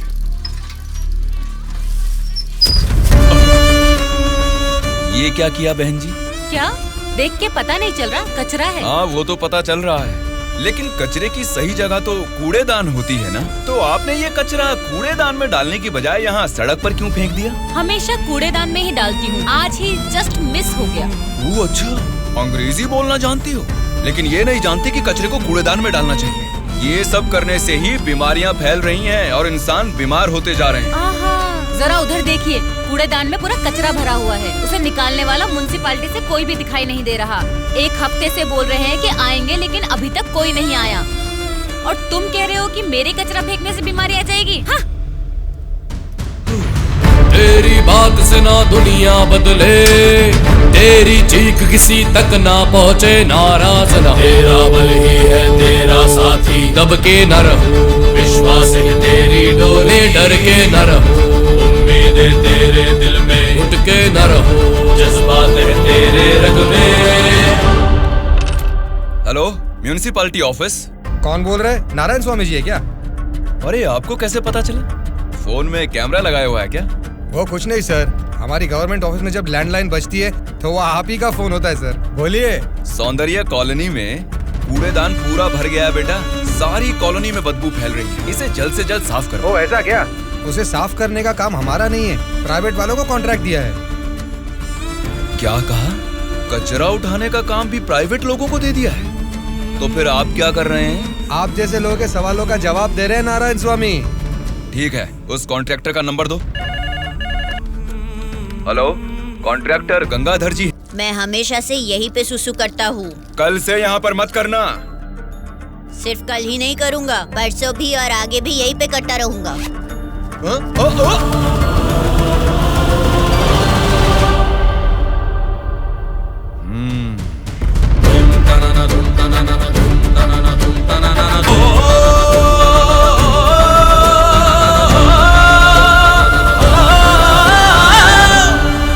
क्या हुआ? क्यों नहीं पेशाब किया? तुम अच्छे लड़के हो इसीलिए नहीं कर पाए। ये एक बीज है। ऐसे क्या देख रहे हो? इसको फेंक दोगे तो मिट्टी में मिल जाएगा, लेकिन अगर इसे बो दोगे तो उसी मिट्टी को फाड़कर ये जल्द ही पौधा बन जाएगा। तुम इस बीज जैसे ही हो बेटा। ये बीज एक बड़ा वृक्ष बनेगा, खाने को फल देगा, अगर नहीं भी दे पाया तो कम से कम 10 लोगों को छांव देगा, बारिश लाएगा। अगर तुम इसे बो दोगे तो ये बीज बड़ा होके तुम्हारे बाद भी तुम्हारा नाम रोशन करेगा। अब इसे बोना है या फेंक देना है, तुम्हारी मर्जी है।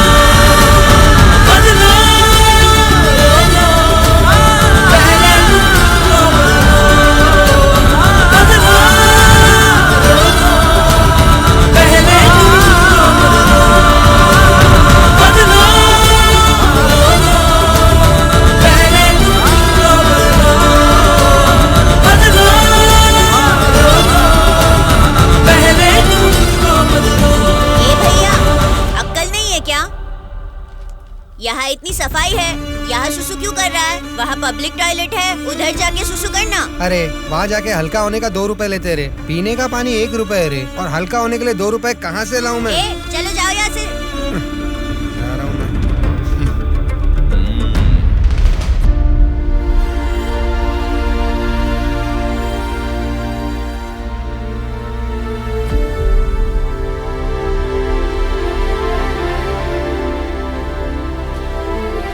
बेटा, राष्ट्रीय झंडे को उल्टा नहीं लगाते, गलत बात। राष्ट्रीय झंडे को ऐसे लगाते हैं, ऊपर केसरी नीचे हरा। चलो झंडा फहराओ। क्या सोच रहे हो?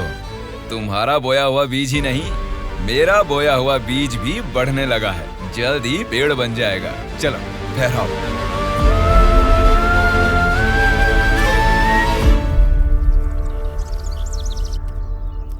तुम्हारे माँ बाप कौन हैं? क्या करते हैं वो? मेरे माँ बाप गांजे का ना धंधा करते थे। पुलिस की पिटाई की वजह से मेरे पापा नहीं रहे और मेरी माँ जेल में है। तो मतलब तुम पढ़ते नहीं हो क्या? पहले पढ़ता था, मेरी माँ ने पढ़ाई बंद करवा के बोला कि गांजे के धंधे में लग जाओ, इसलिए उन्होंने मुझे स्कूल से भी निकलवा दिया। अब मैं स्कूल जाके नहीं पढ़ सकता। मैं पढ़ाऊंगा तो पढ़ोगी? हाँ पढ़ूंगा।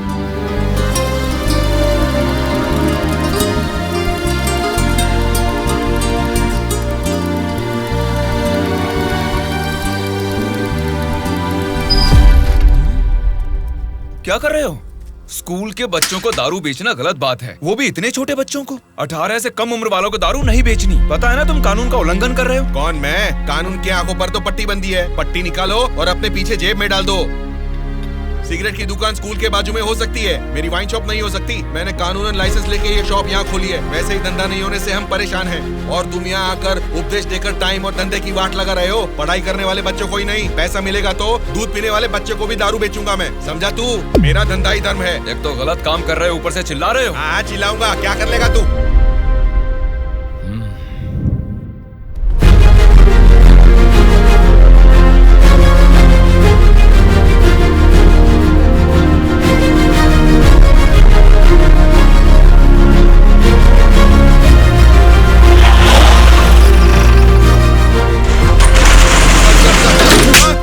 इंस्पेक्टर साहब, आप इस पर इस तरह हाथ नहीं उठा सकते। इसको कल आपको कोर्ट में हाजिर करना चाहिए। उसकी दारू की दुकान बंद करा के आपने हमारे लिए अच्छा काम किया है साहब। सच में आप जैसे लोग नेता बनेंगे तो हमारे लिए बहुत अच्छा काम करेंगे साहब।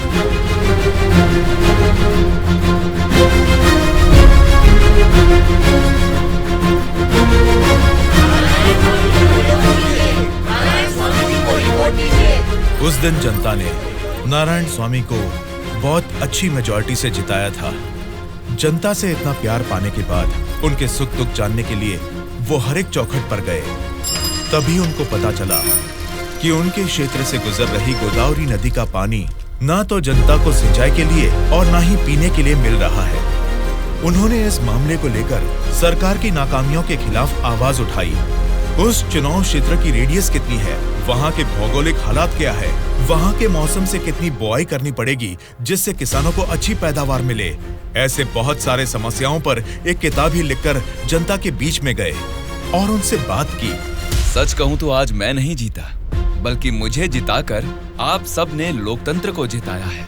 इस बदलाव से देश की राजनीति में एक नई शुरुआत होगी। मेरे हाथ में जो किताब देख रहे हैं, इसमें हमारे चुनाव क्षेत्र की कमियों, आप सभी की जरूरतों और उनको मैं कैसे पूरा कर सकता हूँ, इसमें मैंने ये सब लिखा है। आज से ये हमारे चुनाव क्षेत्र का संविधान है।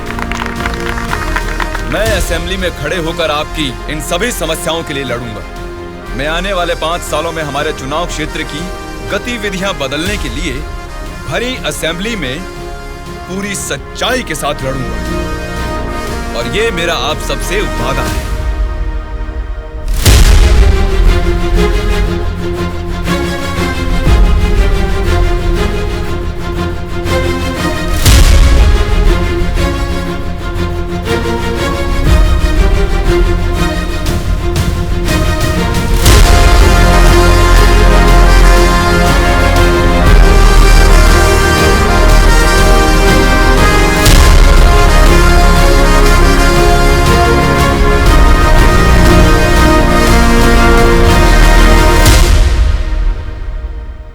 स्पीकर महोदय, ये हमारे चुनाव क्षेत्र की समस्याओं की किताब है। अगर मुझे थोड़ा सा समय मिल जाए तो मैं उन सभी समस्याओं से आपको रूबरू कराना चाहूंगा।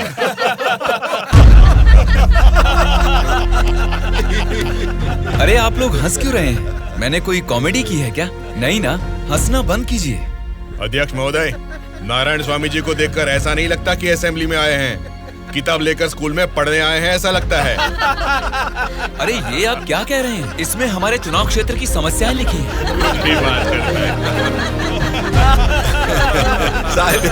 स्पीकर महोदय ने साइलेंस बोला, आप फिर भी हंस रहे हैं। चुप हो जाइए।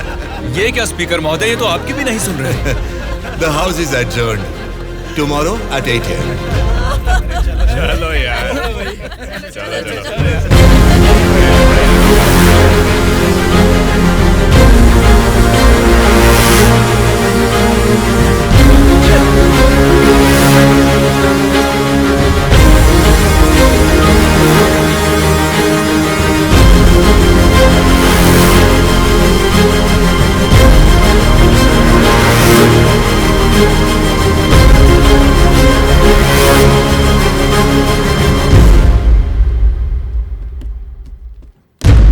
भास्कर रेड्डी जी, आज का अधिवेशन आपसे शुरू करते हैं। अध्यक्ष महोदय, पिछले सरकार की भ्रष्टाचार की वजह से पूरे राज्य का सर्वनाश हो गया है सर। क्यों सर्वनाश हुआ है उसकी वजह बता रहा हूँ अध्यक्ष महोदय। प्रचार तो राम राज्य का हो रहा था, लेकिन राज्य में राक्षस राज्य हो गया है अध्यक्ष महोदय, इसलिए इस तरह बात करनी पड़ रही है। ये क्या बोल रहे हो तुम? हमारी सरकार को राक्षस की सरकार बोल रहे हो? मुंह पे जुबान है तो क्या कुछ भी बोलोगे भास्कर रेड्डी? आगे के 5 साल तुम सत्ता में कैसे रहोगे ये मैं भी देखूंगा। तुम क्या देखोगे? मुंह बंद करके बैठो, नहीं तो बैठ जाएंगे। क्या कर लोगे तुम? मैं क्या करूंगा? हमारी मेजोरिटी कितनी है पता है ना? 100 लोग हैं। अगर हम चाहेंगे तो तुम में से एक भी असेंबली को छोड़कर नहीं जा सकता। हाँ, कुरुक्षेत्र में कौरव भी 100 ही थे, याद है ना? लेकिन अंत में क्या हश्र हुआ उनका? हमने भी हाथ में चूड़ियां नहीं पहन रखी। बहुत बोल चुके हो तुम, अब बैठ जाओ। तुम कौन होते हो हमें बिठाने वाले? तेरे सामने ही बोल रहा हूँ, अगर हमें गुस्सा आ गया ना तो असेंबली छोड़ के कोई भी बाहर नहीं जा पाएगा, कह रहा हूँ। क्या कह रहे हो? नहीं जा पाएंगे मतलब मारोगे हमें? दम है तो आ जाना, देखते हैं। ये क्या रे? हम लोग कुछ बोलते नहीं इसलिए सर पे चढ़ गए।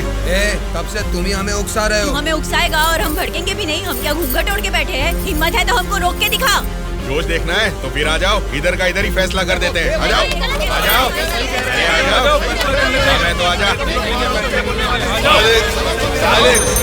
बैठ जाइए आप लोग, बैठ जाइए, शांति रखिए। भास्कर रेड्डी जी, मैंने साइलेंस बोला ना, कंट्रोल रखिए। साइलेंस, साइलेंस, आप सब लोग बैठ जाइए। Silence, silence. 1 घंटे के लिए सभा को स्थगित करता हूँ। भद्राचलम चुनाव क्षेत्र के एमएलए नारायण जी को मैं बात करने के लिए अनुमति देता हूँ। महोदय, आज इस सभा में मैं इन सभी के सामने एक बात बोलना चाहता हूँ। प्रोसीड। महोदय, यहाँ बैठे सभी लोग जनता के प्रतिनिधि हैं। जनता ने वोट दी इसीलिए ये जीते। वोट देने वाली उस जनता के बारे में कोई बात ना करके इस सभा में एक दूसरे को कोसना, झगड़ा करना अच्छी बात नहीं है साहब। देखा जाए तो ये बेशर्मी है। अध्यक्ष महोदय, नारायण स्वामी जी अपनी मर्यादा का उल्लंघन कर रहे हैं। जनता ने आंख बंद करके वोट डालकर हमें नहीं चुना है। अध्यक्ष महोदय, इनकी मजाल तो देखिए, हमें बेशर्म बोलता है। इस बात के ऊपर तो नारायण स्वामी जी को तुरंत हमसे यहाँ क्षमा मांगनी चाहिए, अभी के अभी।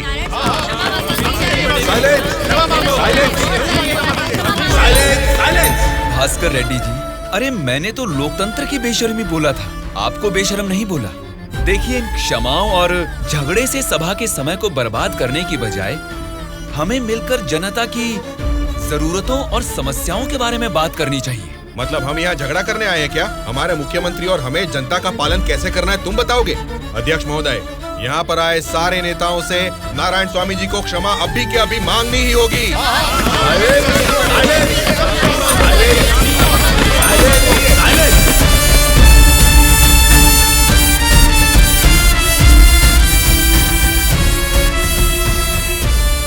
उनके बर्ताव से तुम क्यों दुखी हो रहे हो? सब ठीक हो जाएगा साहब, एक बार फिर आपको बोलने का मौका जरूर मिलेगा साहब। गूंगे को माइक पकड़ा देंगे तो कुछ फायदा थोड़ा ही होगा। जितने भी मौका देंगे होने वाला कुछ नहीं है। सोच समझ के तो बात ही नहीं कर पाता है ये। गोलू, क्या बात कर रहा है तू?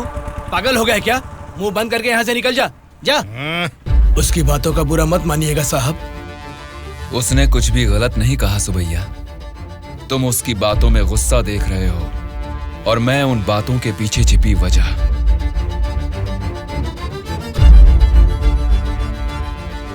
महोदय, हमारे चुनाव क्षेत्र में सारे संसाधन हैं, लेकिन उन्हें कैसे इस्तेमाल करना है हमारे लोग ये ना जानने की वजह से पीछे रह गए हैं।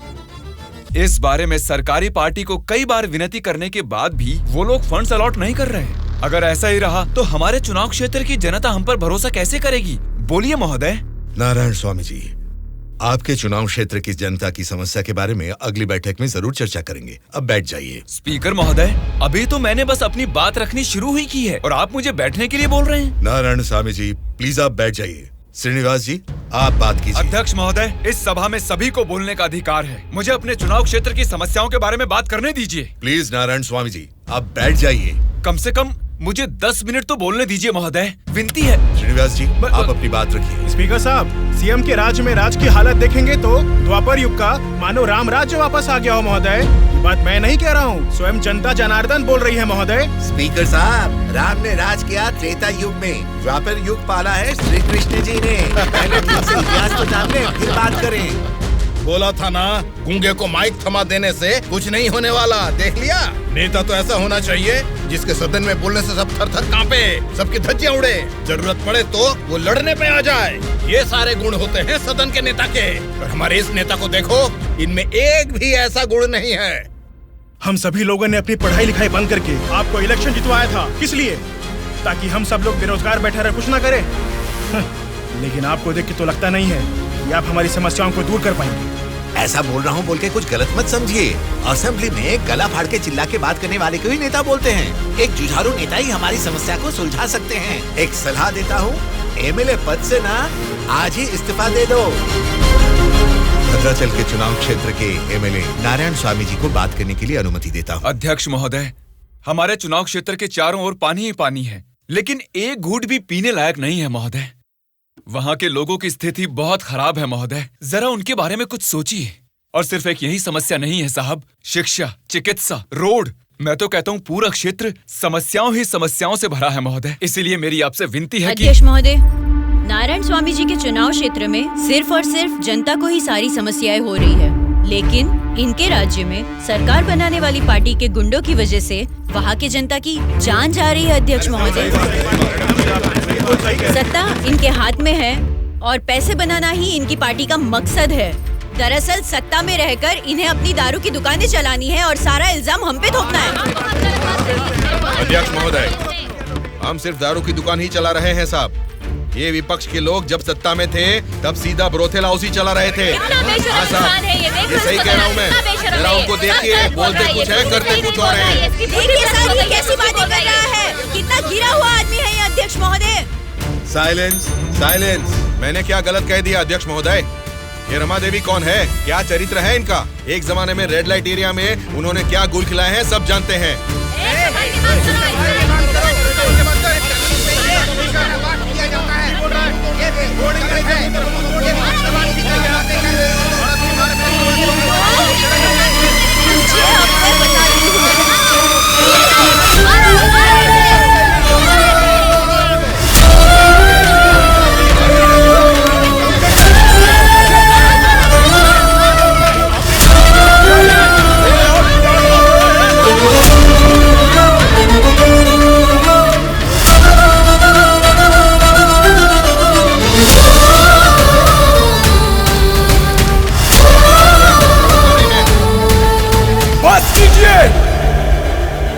अरे ये संसद है या फिर कुरुक्षेत्र है?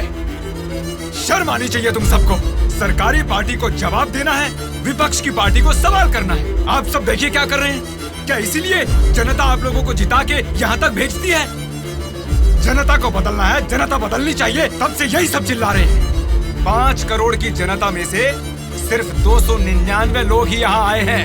मतलब बदलना जनता को नहीं है, बल्कि हमें बदलना चाहिए।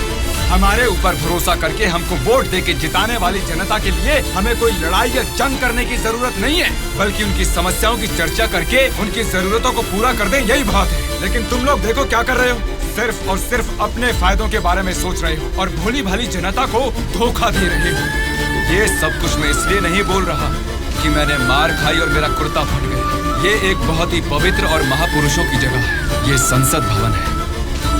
देखा जाए तो यहाँ पर आप जैसे लोगों के लिए कोई स्थान नहीं है। यहाँ पर सिर्फ साहसी, सच्चाई का साथ देने वाले ईमानदार लोग ही आने चाहिए। जब ऐसे लोग इस संसद भवन में आने शुरू होंगे, सिर्फ और सिर्फ तभी इस राज्य और देश का भला हो सकता है। अंकल, उदास क्यों हो आप?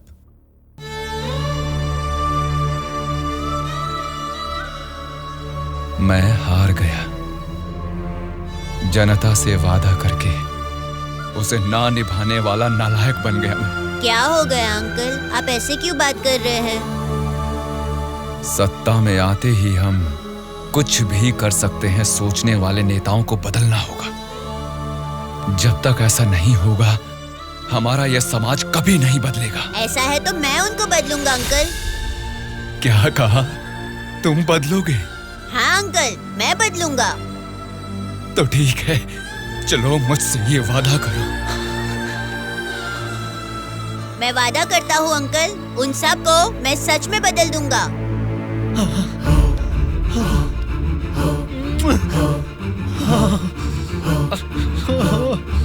बदलना है, तुमको ही बदलना है, तुम ही बदलोगे।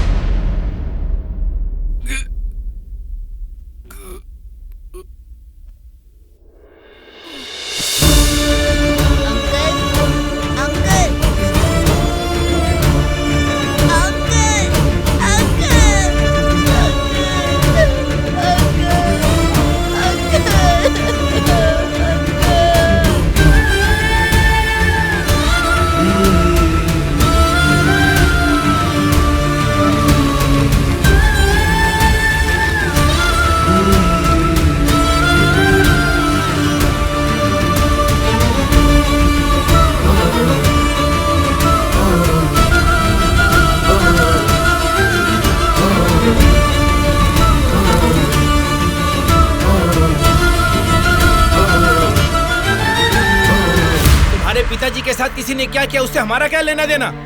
हम लोग जनता की सेवा करने वाले हैं, हमें यहाँ बुलाकर तकलीफ देना ठीक बात नहीं है। जनता की सेवा? क्या जनता की सेवा करते हैं आप लोग? एक एक करके बताइए। हर महीने बुजुर्गों को राशन मिल रहा है, और यही नहीं, अपाहिजों को हर महीने पेंशन दिया जा रहा है, बेरोजगारों को बेरोजगारी भत्ता दिया जा रहा है। इतने अच्छे काम कर रहे हैं, ये सब सेवा नहीं है क्या? जनता की सेवा करने का मतलब टाइम पर राशन का चावल और दाल देना है क्या? नहीं ना। 20 साल के लड़के को बेरोजगारी भत्ता क्यों देना? वो मेहनत नहीं करेगा क्या? 2 एकड़ जमीन वाले किसान को राशन क्यों देना? वो फसल उगा नहीं सकता क्या? आप लोगों की मेहनत करने की काबिलियत को मारकर उनकी पैदावार करने की क्षमता को बुरी तरह कुचल रहे हैं। जिस दिन आप लोग जनता को मुफ्त की चीजें देने के बजाय उनको ये बताएंगे कि मेहनत करना ही बेहतर है, उसी दिन आप लोग जनता की सच्ची सेवा कर पाएंगे सर। मतलब हम पर बिना यकीन के जनता हमको जिता रही है। आपका नाम मारुति राव है ना? हाँ। आपका चुनाव क्षेत्र रामापुरम है ना? सही कहा, रामापुरम ही है। आपके रामापुरम के बारे में आप क्या जानते हैं, थोड़ा बताएंगे सर? क्या रखा है रामापुरम में? 4 वार्ड है, 6 सरकारी अस्पताल है और 20 प्राइवेट अस्पताल है। उसके बाद 12 सिनेमा घर और 130 वाइन शॉप है। इसके अलावा अलग अलग क्षेत्र के लोग हैं, अलग अलग जात के लोग हैं और अलग अलग धर्म के लोग हैं। बाकी ओसी कास्ट तो सब कुछ मिला जुला के 1 लाख। इनके अलावा BC SC ST ये सब मिला के 2 लाख वोटर हैं। उतना ही नहीं, फिल्म डायरेक्टर सुकुमार जी और हीरोइन अंजलि जी दोनों यही पैदा हुए थे। कुंडली निकालोगे क्या? Nice information sir. उसी रामापुरम में जहाँ हजारों किसान रहते थे, अब कुछ गिनती के ही क्यों रह गए हैं सर? मुझे नहीं मालूम, किसानों के बारे में हम इतना कुछ नहीं जानते। तुम बोलो, तुम्हें मालूम है तो? रामापुरम की पूरी वोटरों की गिनती है 4,80,000। उनमें पुरुष है 2,50,000, स्त्रियां हैं 2,28,000। बाकी लोग हैं 3rd जेंडर। वहाँ बारिश और पानी की सुविधा ज्यादा होने के कारण धान और गन्ना जैसे फसलों के लिए वो जमीन अनुकूल है। अब हम प्रॉब्लम की बात करेंगे। रामापुरम मेन सेंटर में एक बड़ी डंपिंग यार्ड है और वहाँ के रोड्स के बारे में हम आपको जितना कम बताएं उतना ही अच्छा है। ये सरकारी पार्टी की MLA है, आपकी पूछताछ सही है, लेकिन हम तो विपक्ष के हैं ना, हमें इनके साथ क्यों उठा के लाए? एक विपक्षी पार्टी होने के नाते आपको गवर्नमेंट का सपोर्ट नहीं है, लेकिन आवाज उठाने के लिए असेंबली तो है ना। समस्याओं पर वहाँ क्यों नहीं बात करते? जनता ने वोट देकर आपको असेंबली इसलिए भेजा क्योंकि उनको यकीन था कि उनकी कुछ भलाई होगी, लेकिन पेट्रोल के बढ़ते रेट की आपको परवाह नहीं, बढ़ते ब्याज की आप बात ही नहीं करते। किसानों की आत्महत्या आप लोगों के लिए कोई मुद्दा ही नहीं है। बदलना है, अपने सोचने का ढंग बदलना है, हमारे बर्ताव का तरीका बदलना है। हमें बदलने को बोल रहे हो, ठीक है, जनता की क्या बात है? वो नोट लेके वोट नहीं दे रहे क्या हमें? उनको क्या बोलोगे? पैसे लेकर वोट डालना आखिर जनता को सिखाया किसने? आप जैसे नेताओं ने ही ना। वोट पर नोट की आशा रखने वाले ही नहीं हैं, वोट का इंसाफ चाहने वाले लोग भी हैं। आप क्या करते हैं? ऑटो चलाता हूँ। तो फिर ये पोस्टर क्यों चिपकाया है? नारायण के लिए इतना भी नहीं करेंगे तो अच्छा नहीं लगेगा। ऐसा क्यों? नारायण जी से आपको इतना लगाव किस लिए? वो हमारी तकलीफों को समझता है। वो सत्ता में आएगा तो बहुत लोगों को काम मिलेगा, हमारे गांव की तरक्की होगी। इतना भरोसा है? बिल्कुल भरोसा है। अगर उसने वादा कर दिया तो करके ही दिखाएगा। जब हमारे MLA चिनकोटा जी को अरेस्ट किया गया था, मेरे पति ने उनको छुड़ाने के लिए धरने पर पेट्रोल से खुद को जला लिया था। तो चिनकोटा जी ने क्या किया था? वे बोले थे कि सरकार में आते ही बात करके पैसा दिलाएंगे। मिला क्या? उन्होंने जबान दिया था, वादा तो वादा ही होता है ना। आपके दिए गए वादे जनता के सामने सिर्फ कहानियां बनकर रह गई हैं। कम से कम अब तो बदल जाइए। पार्टी बदलने के एजेंडा जैसे नहीं, जनता की तकदीरें बदलने वाले एजेंडा बन जाइए। अगर अब भी आप लोग नहीं सुधरोगे और ऐसा ही करते रहोगे तो यहाँ से कोई भी जिंदा बाहर नहीं जाएगा। सूर्या, इनको समझाने का कोई फायदा नहीं है, ये लोग ऐसे ही रहेंगे। मेरी बात मानो, सबको मार डालो। अरे रुको भाई, रुको। ब्रदर, अगर आपको मारना है तो हमें मार दीजिए, लेकिन मरने से पहले हम सब बदलना चाहते हैं। हमको एक चांस तो दीजिए। इतने दिन जनता के पैसे कैसे लूटना है यही सोचते थे, अब एक मौका दे दो हमें। जनता के पैसे को जनता तक लौटाना है यही सोचेंगे। अब उस नारायण स्वामी के सपनों को हम सच करके दिखाएंगे। उसका नाम है सूर्या। ऑलरेडी एक मर्डर केस में वो सजा काट रहा है। सत्ताधारी पार्टी की सपोर्ट से वो जेल से बाहर निकला है। बहुत शातिर है वो। बड़ी होशियारी से वो दोनों पार्टियों के MLA को किडनैप करके लेके गया है। उसका प्लान क्या है, उसने क्यों किडनैप किया है, उसके सिवा और किसी को पता नहीं है। समझ गया सर। वो जहाँ भी हैं, सब MLAs को सेफली लाने की जिम्मेदारी मेरी।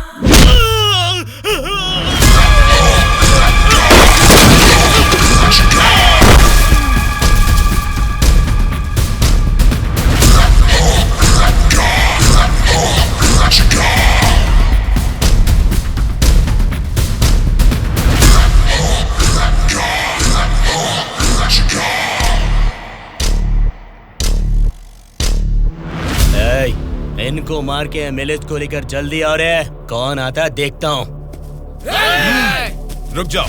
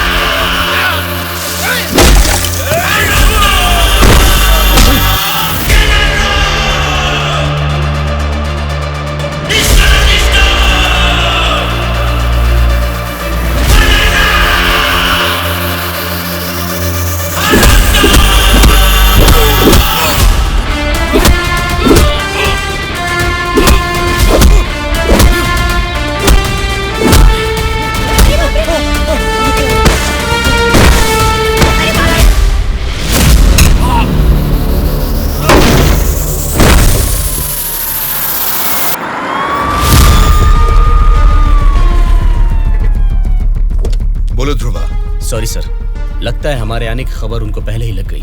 What? हाँ सर, जब तक हम पहुंचे वो सब एमएलए को लेकर यहाँ से चला गया। तो अब क्या होगा? आज शक्ति परीक्षण है। आज अगर एमएलए को नहीं ला पाएंगे तो स्टेट में एक बड़ा इशू बन जाएगा। तुम किसी भी कीमत पर उन एमएलए को यहाँ ले आओ। Okay sir, I will try my level best.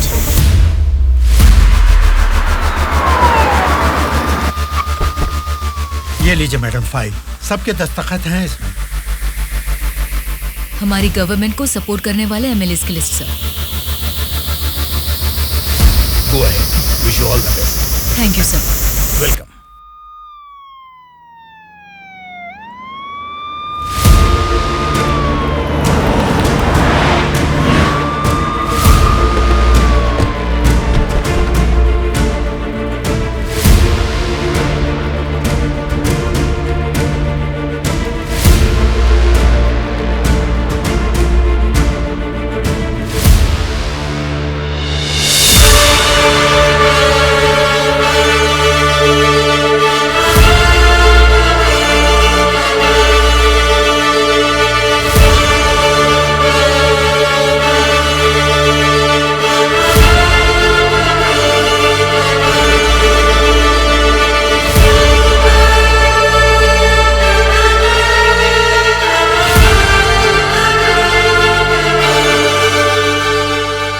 राज्य में पहली बार महिला चीफ मिनिस्टर बनने के लिए congratulations Shyamala Bharti ji. Best wishes. Thank you. एक आदमी के अच्छे काम की वजह से आज हम सभी लोग एक नई सोच के साथ इस असेंबली को देख रहे हैं।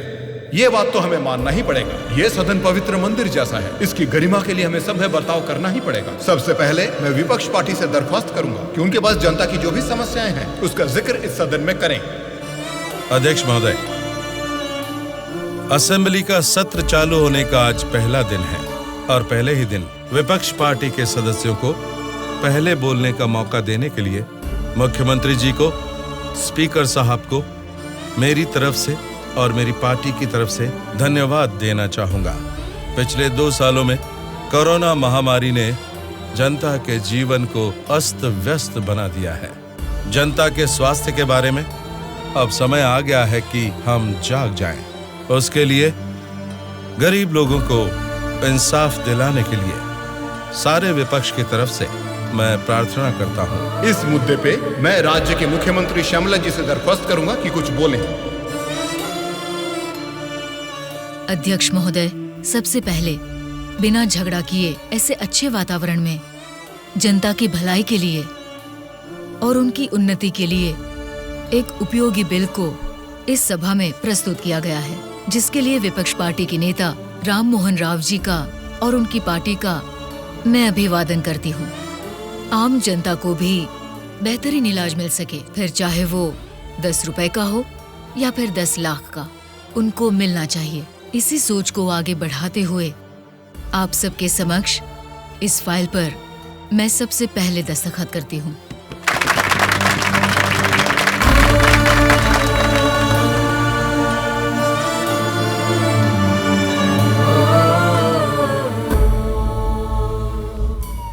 तुमने जो सोचा उसे पा लिया सूर्या। नेक्स्ट टारगेट क्या है?